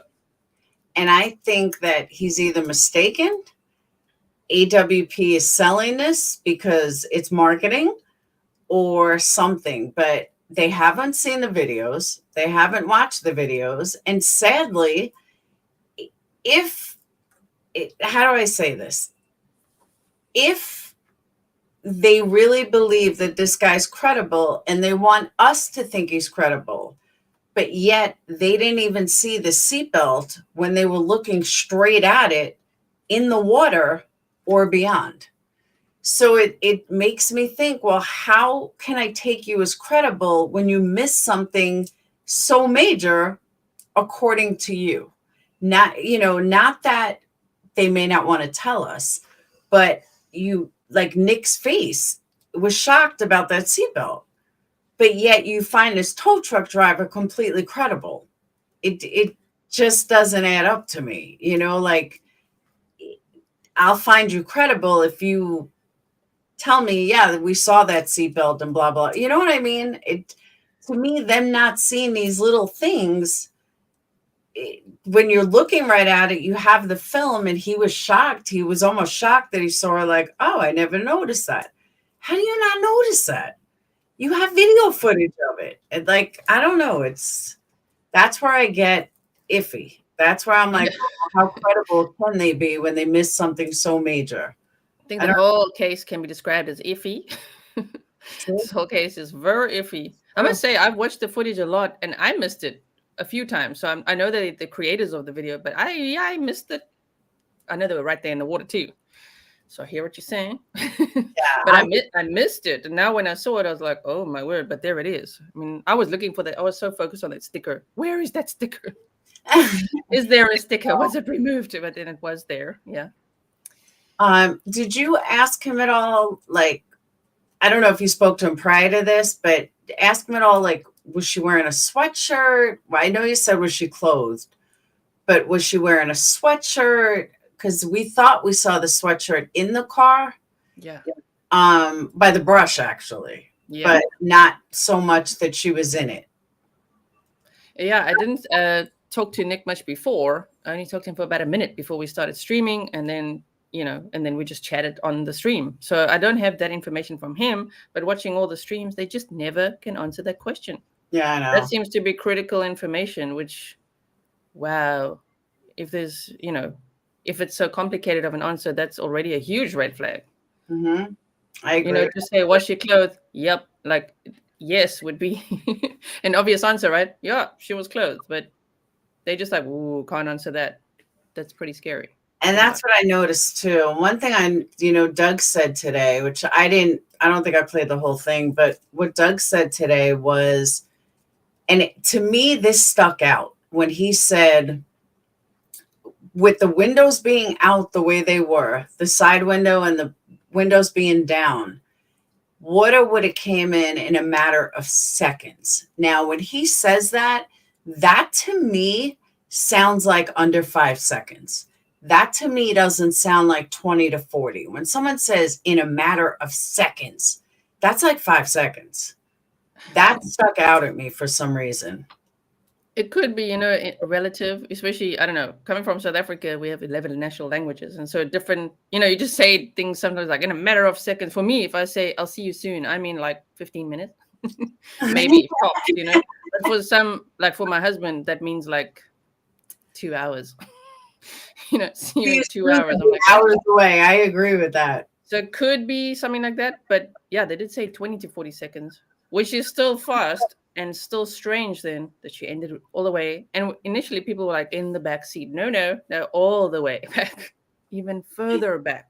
Exactly. Wow, makes no sense. And who said did you watch the Long Crime interview? Yes. She was like, oh, they're in the back seat. And he was like, oh no, that wasn't the back seat. She was in the hatchback area. And he was like, oh. Yeah, that changes things. Yeah. She was all the way in the back. Crazy. What do you think of the friends?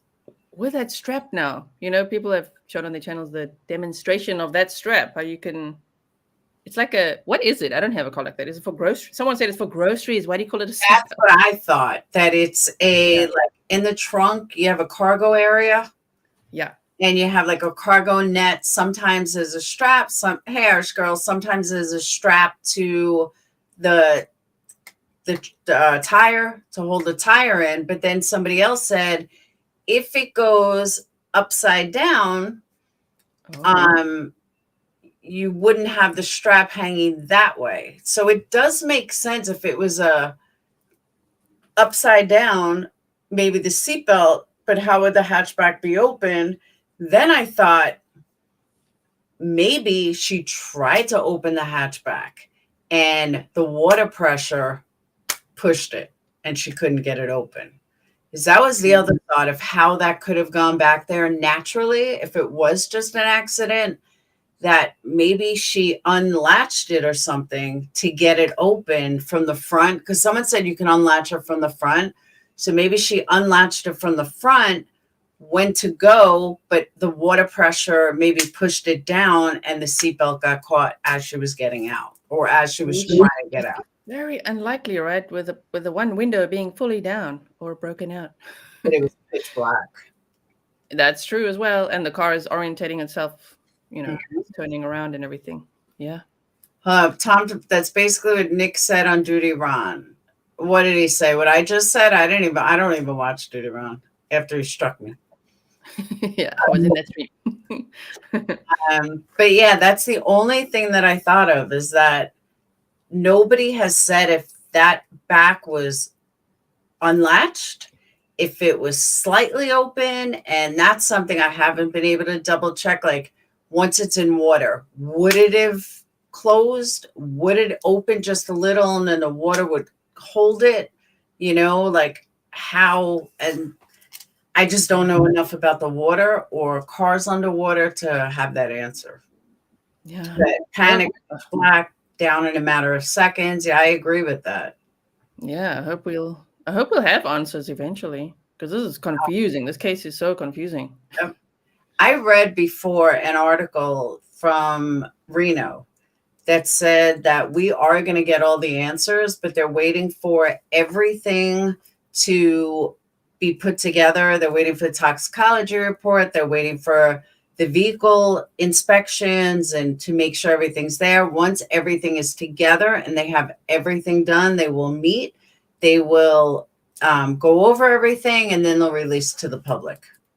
That's what I read before. Yeah, yesterday Nevada County Sheriff's Department put that out on their Facebook. Oh, did on they? Twitter as well. They put that statement out to confirm that they are the lead investigative agency. That was embarrassing.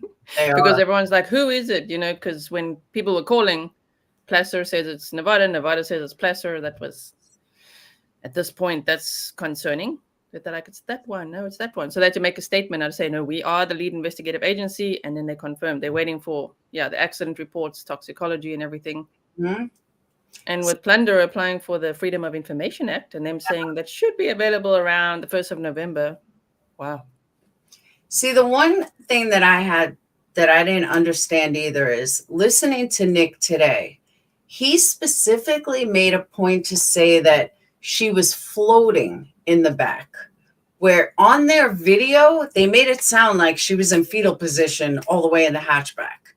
But the fact that she was floating in the back and her feet were against the window, it says a lot to me. Like, she could have gone back there because she could have floated back there.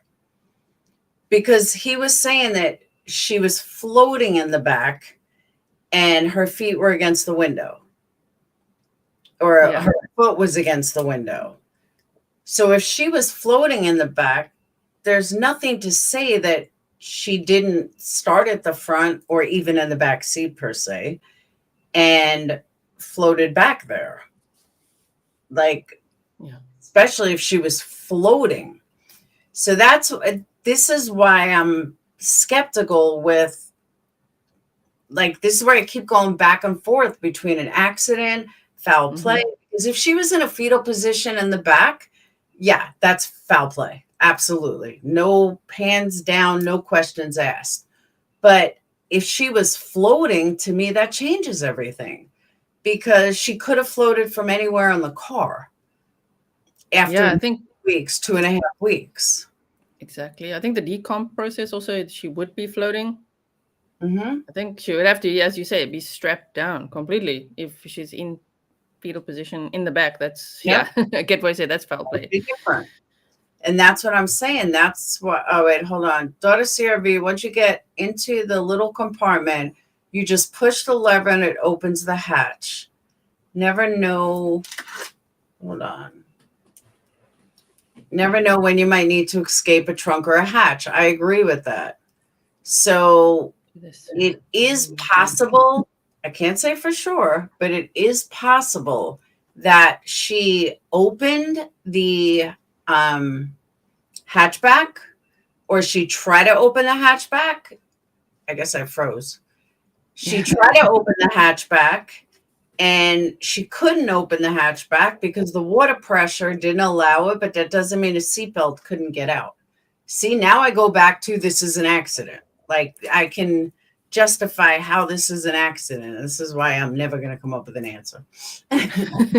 Right. I must say, if we just look at how law enforcement is treating the case, it seems to me that they would be thinking along the lines of it being an accident, especially just flipping the car like that, leaving the evidence behind like that. I mean, if it really was such a serious foul play investigation, I would hope they wouldn't just leave the stuff out there like that. So if I look at what they're doing, and especially with the Freedom of Information Act, which may become available, I think, as soon as, because sometimes these things take years. Take a while.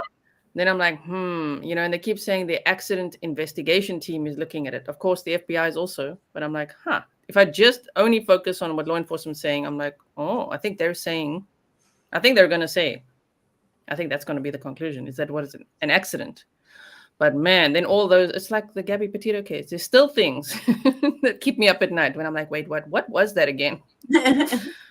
Who was that? And why did this happen? So it's like that. I said that if this is going to be another Watts case, that people will people accept the fact that it's an accident? If law enforcement comes back, it's an accident. I personally will, because I can justify after hearing it that, okay, maybe she really did try to get out the back and she couldn't because of the water, but the seatbelt slipped out the back, or something back there. If it wasn't a seatbelt, something back there slipped out the back. It makes logic sense to me, and she wasn't strapped in. There wasn't a fetal position, which is what I thought all along that she would. And I was like going on, well, how did she swim? And, did she hold her breath and go to the back? But it really makes I do go back to, this was probably an accident. If Doug is right that she was floating, makes sense. That's why she was in the back. She floated to the back. Yeah. So, but yeah, now that I know there's a clip on the hatchback, she may not have known the window was open. She may not have realized the window was open, or she may have thought, I'm going to get out the back. Let me automatic reaction. The back is the biggest place to get out, and you know which way you're going. You know, if she goes to the left or the right, she may not be disoriented and may not know which way to get out. Where if you go to the back, you know, you're going straight back. I don't know. Yeah. Could be. I mean, especially with the water rushing into the windows like that, you know, from the side, because it is down and halfway down. Yeah, maybe she would have been like, okay, I'm going to the back. But then once you're in there and the water's really rushing like that and the car's flipping, that could be very, very disorientating. Yeah. Yep. And she may have thought the back was the front. She may have thought the back was a window, was a door. Yeah. You know, I don't know. I mean, the only way in my opinion, the only way they're going to rule foul play is if she didn't have water in the lungs. Exactly. And it feels like they should have been an arrest by now. I don't know if I'm thinking it's like too soon, but they should, if they think it's anyone that we may have thought like, whoa, this person looks suspicious, then shouldn't they be, by now be an arrest of sorts? I agree with that. Yeah. Totally agree. Totally agree. Yeah. Well, it is 4:15 in the morning here. That's when I went to bed. I am going to go to bed, but I want to thank you for coming up. And I will definitely check out your next live. And we should hook up again at an earlier hour. Yes. It's like a relay. You're going to bed when I went to bed. You know, woke up before coffee. I'm here. We're relaying. Thank you so much for having me. What time is it by you? Now it's 11:15 in the morning. In the morning? I wish. That's the time I'll probably get up. Exactly. So, and the relay begins again. YouTube. I want to thank you for coming on. And it was great meeting you. It was great talking to you. Thank you. And you too. Thanks, everyone. All right. Bye-bye. Bye. Well, that was a nice surprise. All right. So before I shut down, though, I want to show you guys the next case that I'm going to be working on. It's a couple of minute video, but it has everything. Sex, drugs, rock and roll, and then some. Hold on. Thank you, Avery. I didn't even see Super Chat. I didn't see anything. My thing was stuck. All right. So hold on. Let me pull it up.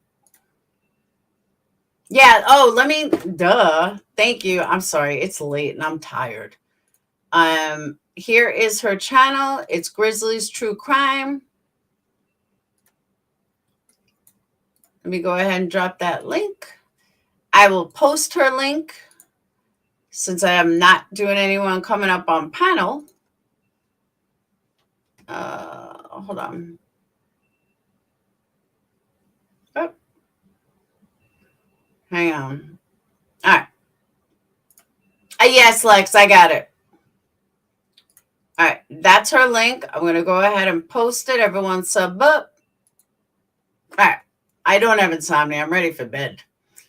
But I want to show you guys the next case I'm working on. It's really, really interesting. One of my Patreons sent it to me, and she actually knows the person involved. Hold on.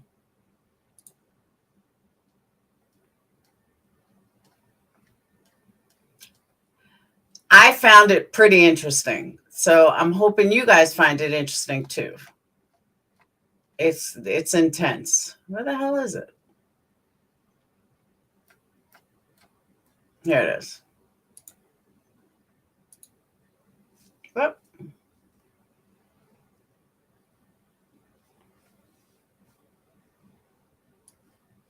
Some of you guys may even know about it.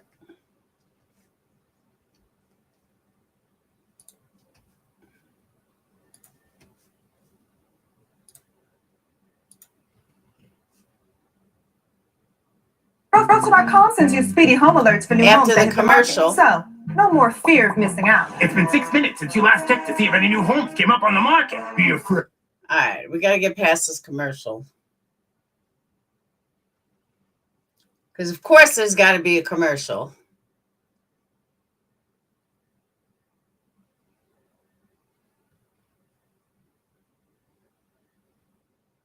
A stunning arrest in Las Vegas. Clark County Public Administrator Robert Tellis was taken into custody Wednesday and charged with murder in connection with the fatal stabbing of Las Vegas Review-Journal reporter Jeff Gehrman. Gehrman was found with multiple stab wounds outside his home Saturday morning.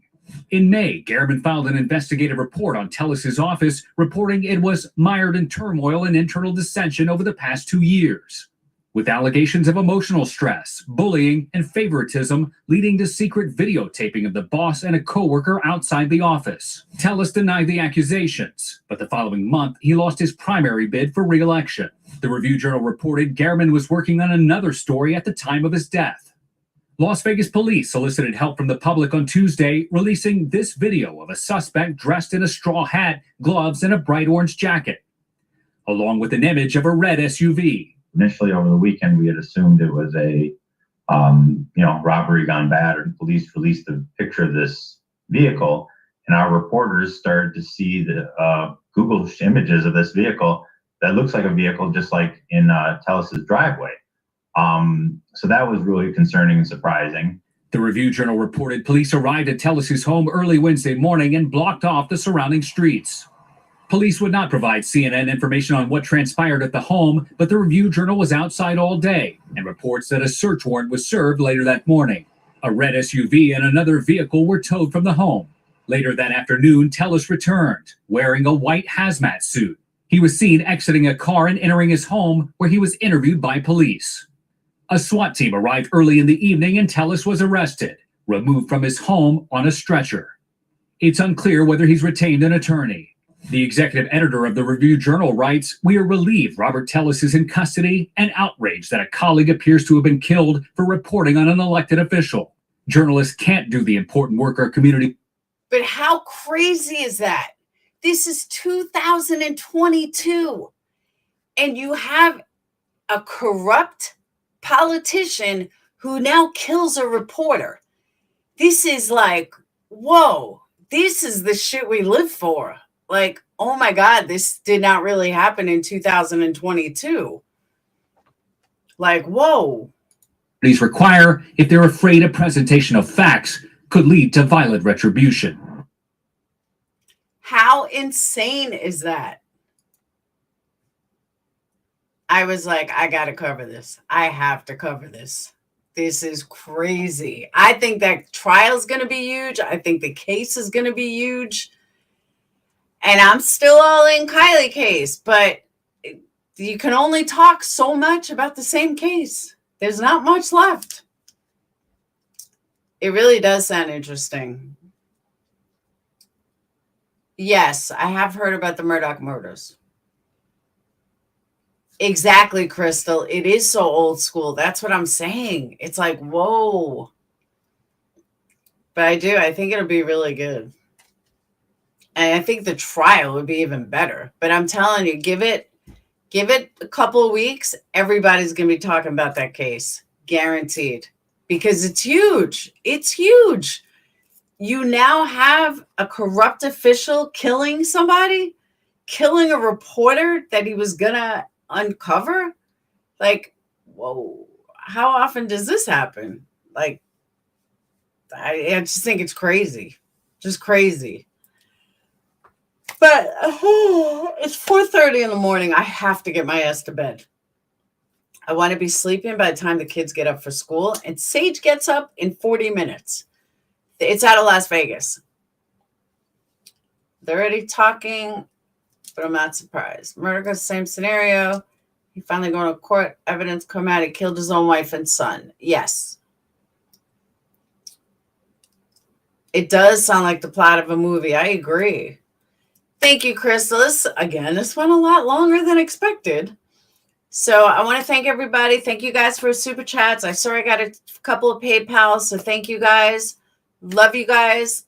Candle people, you're getting yours. Should be shipped out tomorrow. Definitely no later than Saturday. It all depends on how much I sleep. School starts at 8, but girls, they got to do their hair, and yeah. She wants to always make sure she has water. I've seen it, Gio. All right, I'm going to bed. Just 1 more hour exactly. And I got to be sleeping by the time she gets up because the dogs bark and everything else. So I will see you guys later. Have a wonderful night. I know you guys are a lot going to sleep with me, so go to bed with me. And I will see you guys later. Peace.